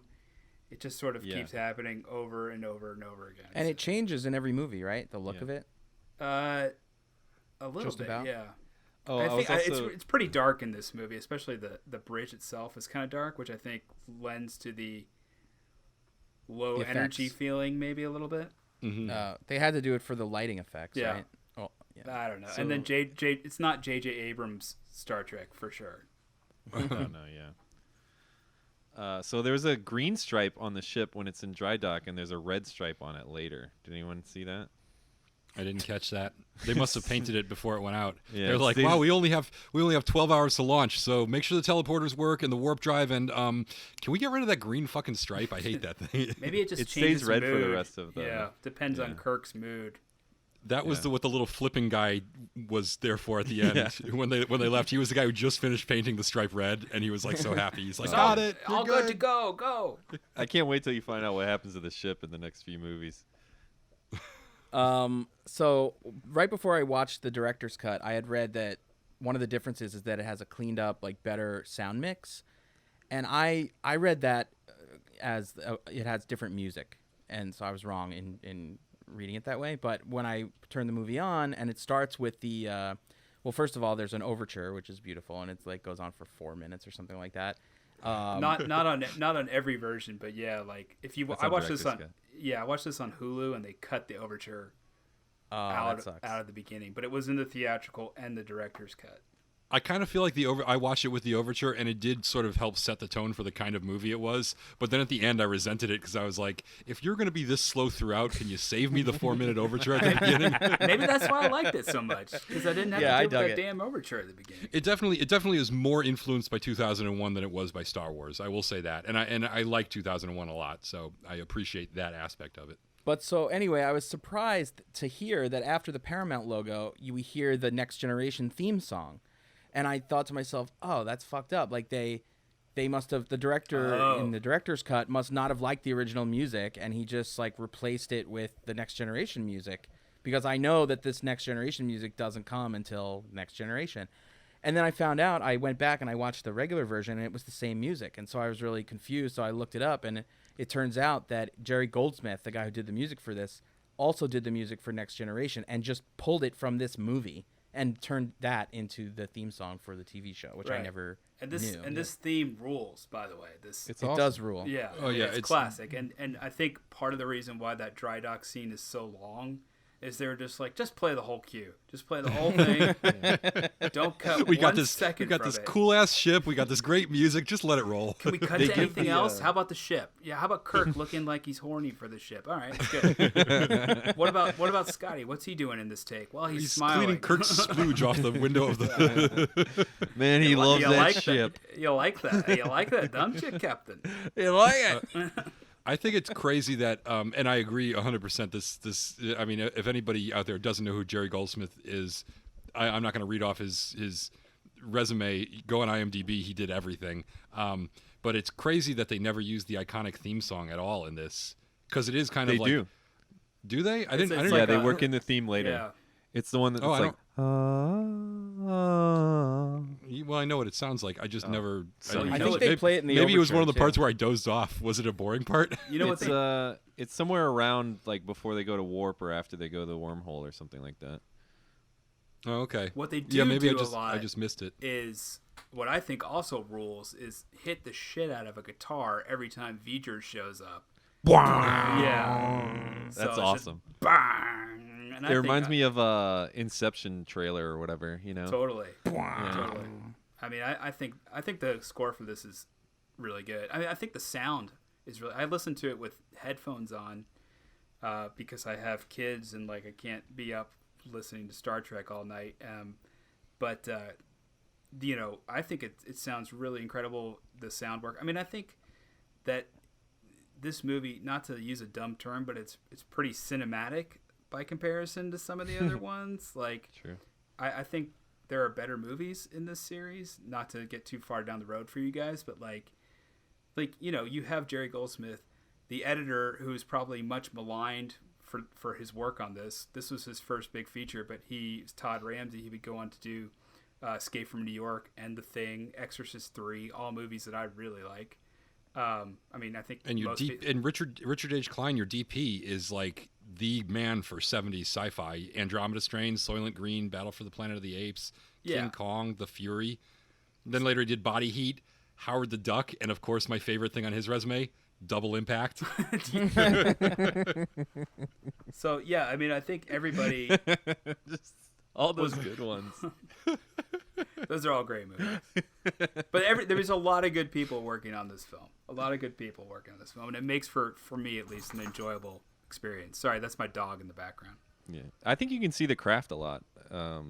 Like I said, I appreciate it a lot more knowing what I know now than what I knew as an 8-year-old about the way movies are made, you know?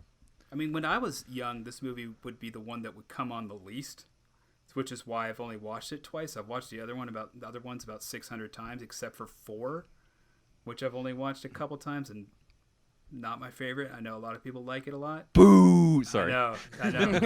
I can't wrap my head around the love for 4 as much. I had a traumatic experience in the theater watching 4. What? Yeah. 4's the funniest one. It Was is the Stephen Collins sitting next to you Yeah. in the theater? Hey, kid, look over here. Want He some was, popcorn? he was fondling me, and then he quit halfway. It was so dramatic. Gross. I was like, finish what you start, Stephen Collins. You need to commit to this. You need to commit to this. No, there was a lot of Voyage like openings happening at that theater that day. But no, what happened was we were watching 4, and it was like 1987, which was the same year that Nightmare 3, The Dream Warriors, was out in theaters. And so right before the Star Trek movie, Nightmare 3 has a trailer where Freddy breaks his glove through a dollhouse, and I was like completely traumatized by that. And to make matters worse, I was just like, hey, Dad, what was that? What was that thing that freaked me out? And he's like, oh, that's just Freddy Krueger. He just comes in your dreams and kills you and stuff like that. That was before the movie started, too? No, that was afterwards at dinner. So I was just like, well, now I'm officially fucked up for life. Thanks, Dad. He's also listening, I'm sure. Yeah, so anyway, that's going on with 4, but like, go ahead. I don't see it. I feel like Star Trek 4 cancels out that level of trauma. It was, I mean, I don't want to spoil Star Trek 4 and get too far into a different podcast, but like, you know, this one to me has some qualities to it as a film that are just, you know, undeniable. Whereas some of the other ones, there's some flimsy sets, there's some thinner stories, there's some also cheesy action. I think this movie, you'll find this out, Harris. One of the things that's lacking is like, other than Persis Kambata, like a real villain that Kirk can sort of play off of. Yeah. That was my. I mean, this is once again. I was thinking that the conflict would arise from Decker and that little competition there, but then the idea that it's like we didn't get that, and then we don't really have a bad guy either. We have this sort of, you know, cloud entity that turns out to be a, you know, space probe. It just, I wanted some, if you're going to have that, and there's nothing wrong with having that, but there has to be a moment of, like, there has to be like some kind of an action sequence at some point to balance it out, where they have to like solve some problem or, you know, whatever. But it just felt like there was, right, exactly. If they needed a wormhole moment at the conclusion, they needed to like call back to that, where the crew had to solve some major issue. Like if after they had, you know, whatever, blown up released the thing and the lightning bolts had taken Seventh Heaven and everyone, if then they had to like escape somehow and we had like a really thrilling chase. Not that I wanted the movie to be longer at that point, but I needed some you know, excitement there, and I feel like they didn't really bring it. You know what I just There are thought? a couple of things. is, Sorry, go ahead. I love the line when Bones shows up. Why is there, whenever there's something we don't know what it is, we call it a thing? That's the word for that. The original title for this, when they were making the first version of this movie, it was called Star Trek: The God Thing, which is, I think, an awful title. I'm so glad they didn't. Call I mean, That's pretty bad.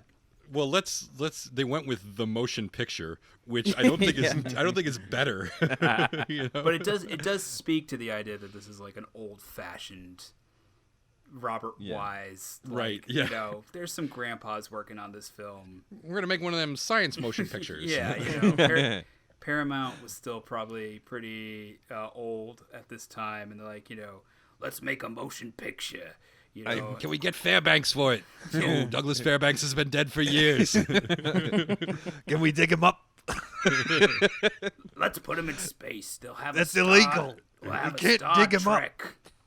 Who's that famous producer? He's like an old timey producer. He wears sunglasses. He's from this era. I think he worked for Paramount. Do you guys know what I'm talking about? Joel Silver. No, Kidding. the guy from The Kid Stays in the Picture. He did The Godfather. He did. Yeah, I can't think of his name. Why am I not? Robert. I Robert truly something. wish that more well, I guess movies... change the subject. no, keep thinking about it. This is an independent thought.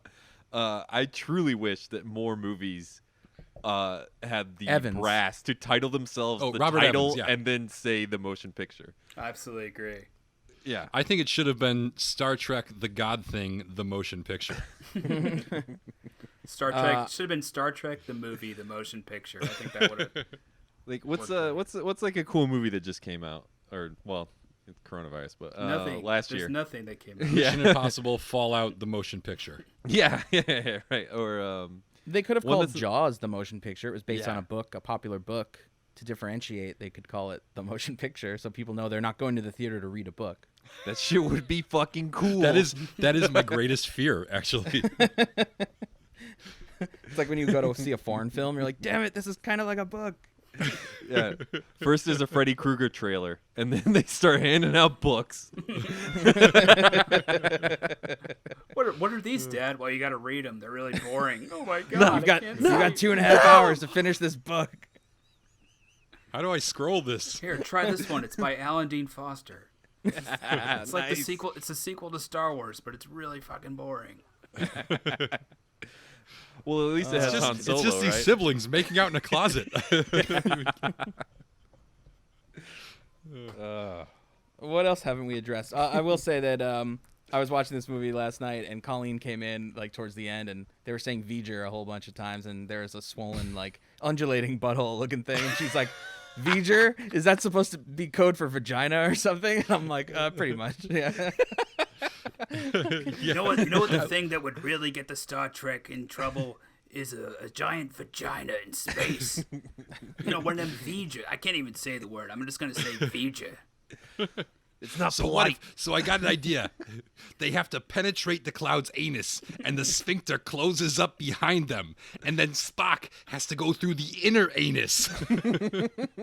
And in between, there's a sideways vagina, 2 anuses and a vagina. We'll call But it it's got Star a laser Trek. beam inside of it. We'll call it Star Trek Anus.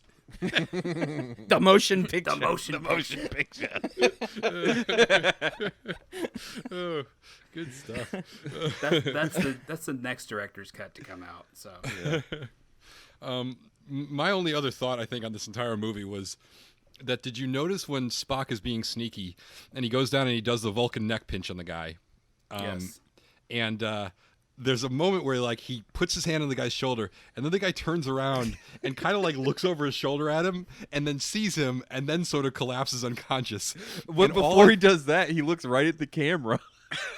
yeah, he spikes the camera, he looks at Spock, and then he like collapses unconscious. And I was thinking, like, is it possible that like I was sort of rewriting all of Star Trek in my mind, where like maybe all this Vulcan voodoo neck pinch and mind meld and stuff isn't real. Like they just like him because he's really smart, he's good at science, but they patronize him with all this other stuff. So Kirk's Well, like, it's all his religion and stuff. Like, hey, you know, he's yeah. got And he's got like- that he's like, yeah. Vulcan religion. You know, he touches your neck, sticks his Right, hand he- out, and he- does weird. he's there. Well, gestures. actually, I can disable a man just by touching his shoulder for a couple of seconds. And Kirk's like, okay. did you hear that, everybody? Spock's a real badass, right? So if he comes up behind you and touches your shoulder, you're down. You're going to go down for the count. Everyone got it? Stop shaking your head, check off. You got it. It sounds great. Everyone's on board with this. Also, isn't he that guy's superior officer? Why does he have to assault him? Can't he just be like, hey, I'm taking one of these turbo suits. I'm going out for a little spin around the ship.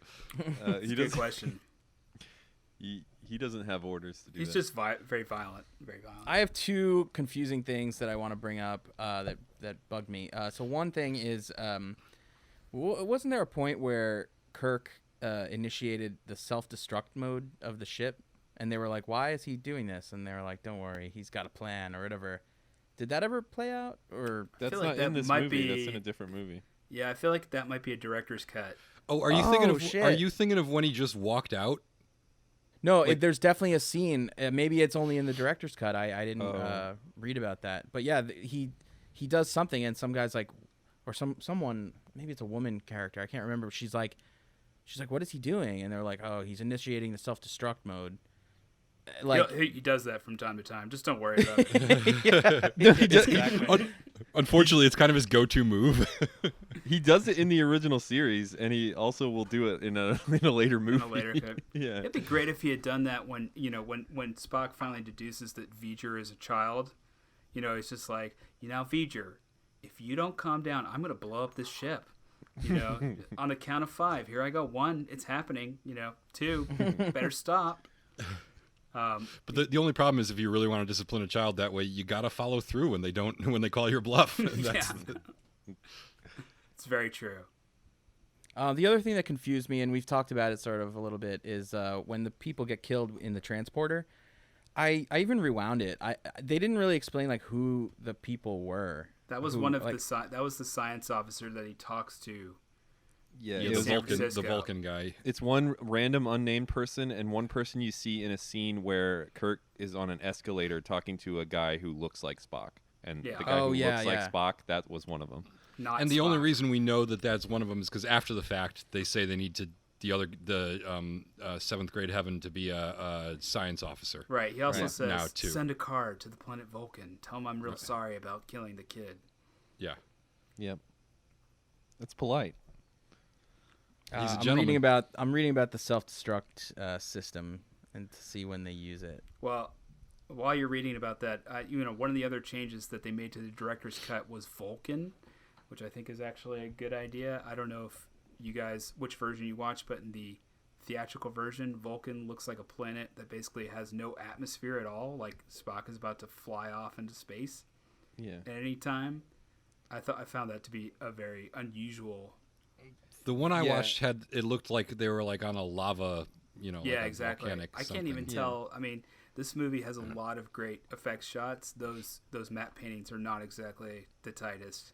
Right. I felt like the Vulcan scenes were terrible. That was another, and they front loaded all this stuff. So we had the Klingon ships that I didn't think looked that good, and then the Vulcan scene that I didn't think looked that good. And I was like, oh my god, what am I getting into? I felt like there was going to be like a guy in a rubber lizard mask at some point, and I was like very, very pleasantly surprised when it got better from there. Speaking of Vulcans and guys in masks, I don't know, Colin, you might appreciate this, but the Vulcan captain is actually the actor who plays Sarek, Spock's dad.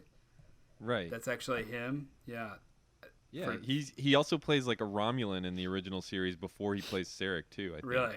That I did I think not so. know. Yeah. But yeah. that guy. Yeah, he they Mark use him Leonard. every time. There's a lot of like a lot of the small parts for actors in Star Trek. They'll be like 4 different people. You know what I Oh mean? yeah. David there's Warner the has prosthetic 2 makeup. roles in the movies that you're about to watch. David Warner plays a character in one film, and then comes back in the next film and plays a different character. Yeah, and there's people who are in these films who are in the series later. There's a guy who works at like Starfleet headquarters who he does that, and then he becomes Captain Sisko's dad in the Deep Space Nine. There's a lot of stuff like that. Brock Peters, who plays. Yeah, that guy's great. Yeah, he plays.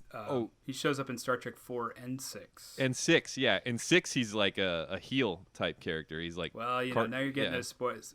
yeah, spoilers. no spoilers. And when you do watch 6, make sure you watch the right version of that too, because there's 3 different versions of that film floating around. Ooh, So, What is the correct version to watch? well, We should each watch a different one. Yeah, I grew up. That's what we did this time, apparently. I grew up with the extended cut because that's what they played on HBO all the time, and for some reason, they just added all these scenes that I actually like a lot. So Star Trek 6 is probably my favorite. I know it like way too well. I've seen that one. That's the one that got me into Star Trek. So that's the one I would suggest watching if you can watch the extended cut. But during one of the scenes that you're talking about, Colin, where they reveal some stuff about Cartwright, there is a later version that they did for Blu-rays and DVDs. It's not on Hulu if you watch it on Hulu, but they use a flashback technique, which is just really terrible. Don't watch that version. I gotta see that. But I gotta see that. It's helpful because there's some things in Star Trek 6 which, are blink and you miss it. Yeah. But I just think it's just better to watch this extended cut rather than have these really awkwardly done flashbacks in one scene. But Praxis another is their key energy production facility, isn't it? yeah. Sean, you sound like you know a lot about Star Trek. Do you know anything about the director's cut for Star Trek 2? Is First that of worth all, watching? I take that as a huge insult that what you just said about Star. No, of course I am a huge Star Trek fan. Mostly these movies. But that being said, I don't know much about the extended cut or director's cut of Star Trek 2, though that's another movie I know pretty well, so I'd kind of like to see that version. Yeah. I think it's another example of sort of this director's cut where not much has changed. It's just like a couple of trimmings here and there and maybe an extra scene or two or I mean, Star Trek. whatever. I know I've even seen more it, so and than I don't know the differences. Yeah.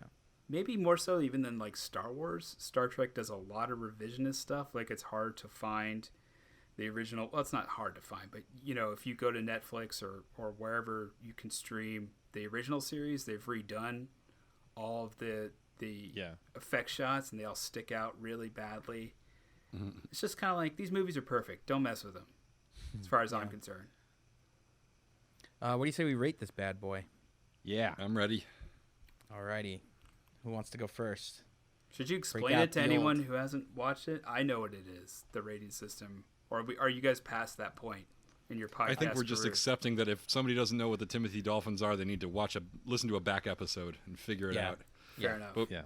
but it's a 1 to 10 scale of Timothy Dolphins, and I will go first.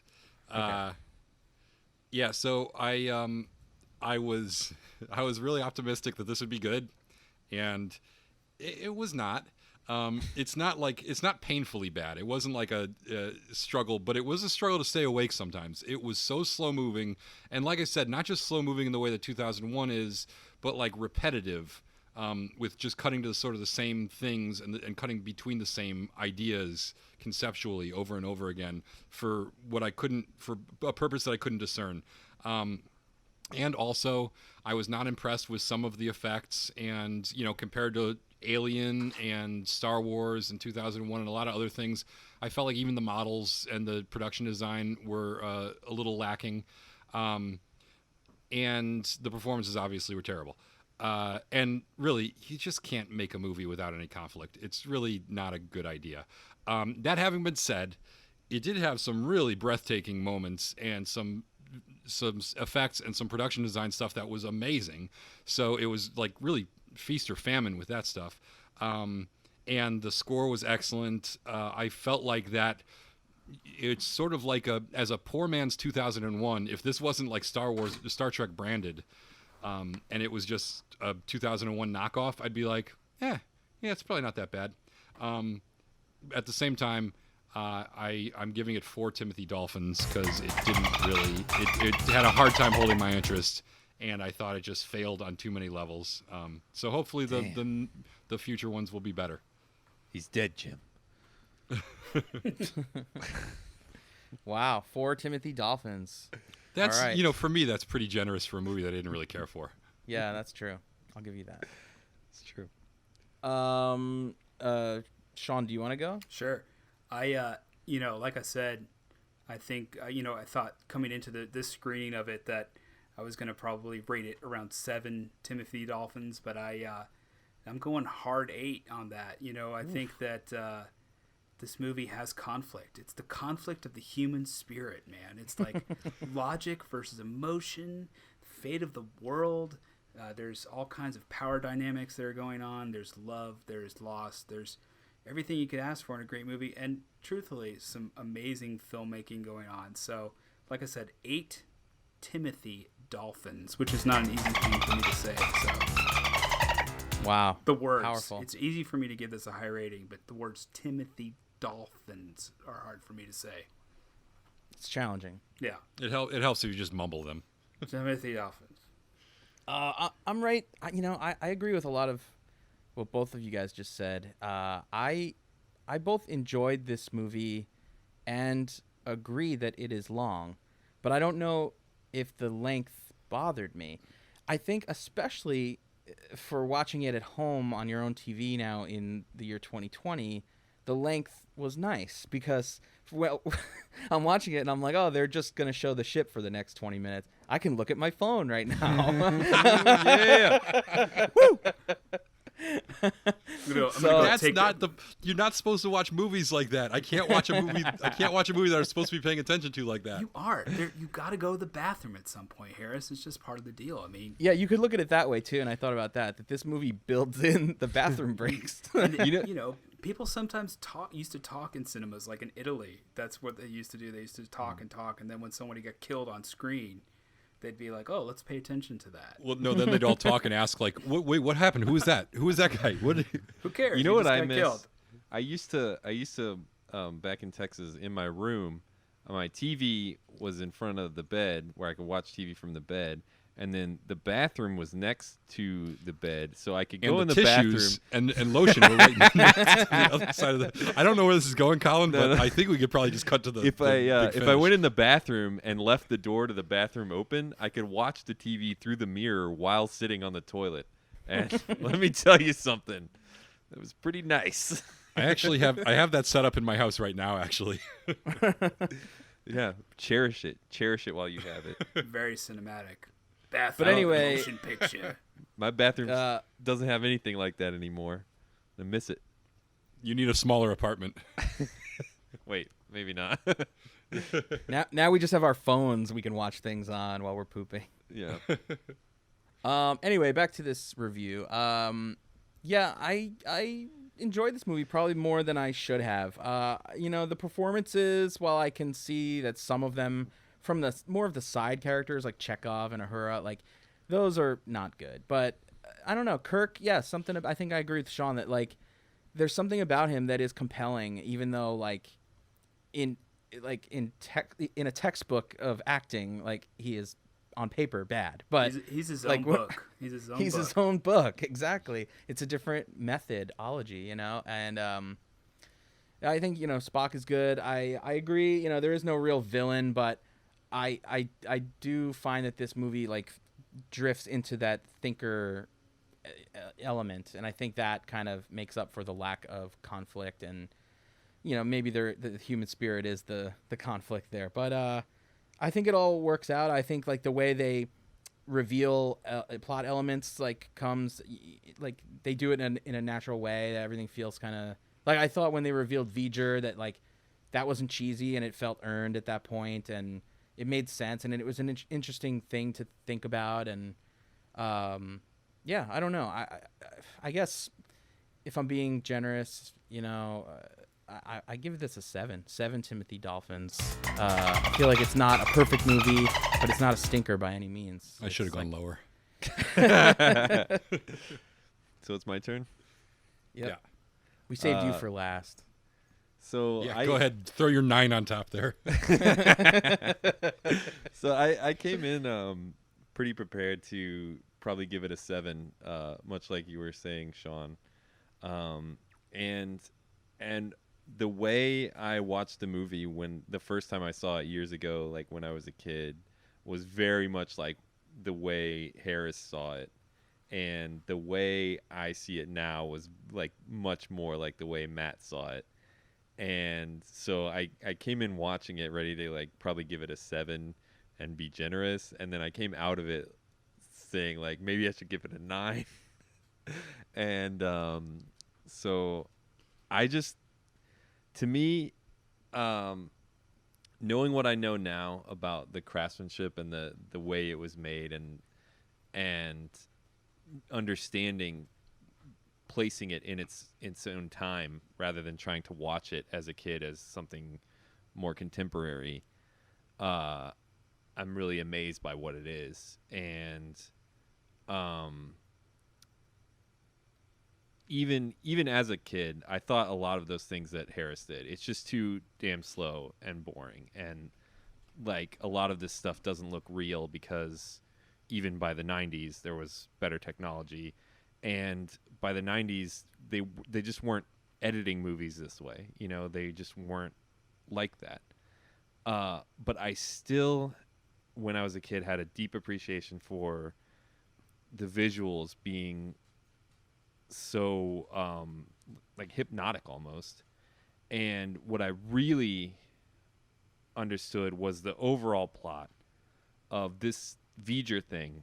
It was a probe launched by NASA a long time ago, and it became so aware and so powerful that it had to seek its creator. And what's important about that is that you come out of this story asking yourself about what is creation, what is creating something to you, and what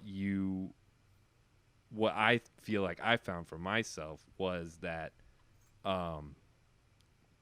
you create yourself. Creation is a constant act. It's something you do all the time. And that, you know, the love you have for people and the things you share with people, you are creating something when you do that. And I think that's a really beautiful thing. Well, like they say, there's no accounting for taste.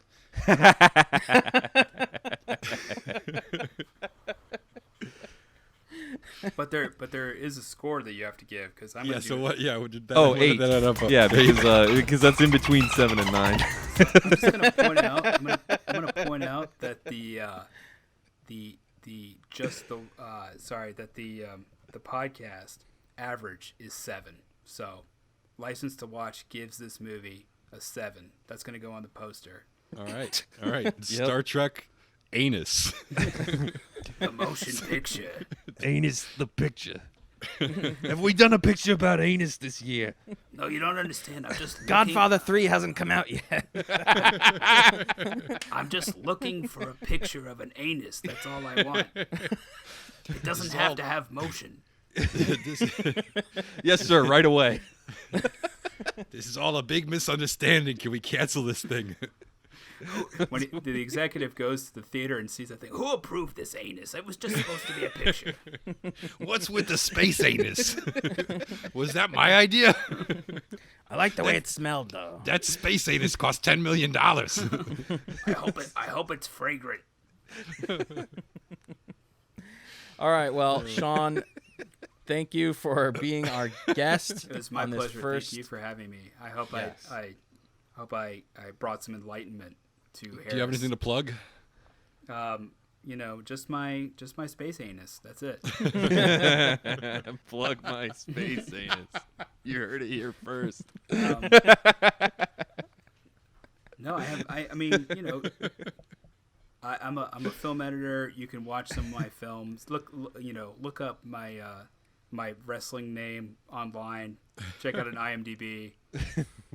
You don't have films. tweet. You don't have a Twitter or an Instagram or I something. have a Twitter, but I don't really tweet. I just occasionally like spaceship porn on Good Twitter. for you. That's pretty relevant. Yeah, yeah, and so yeah, that's pretty much it. I mean, like I said, it was a pleasure to be here to talk about a great movie, in my opinion, and I'm super excited to hear about the next 5 movies that you guys are going to watch, because I think all of them have some great.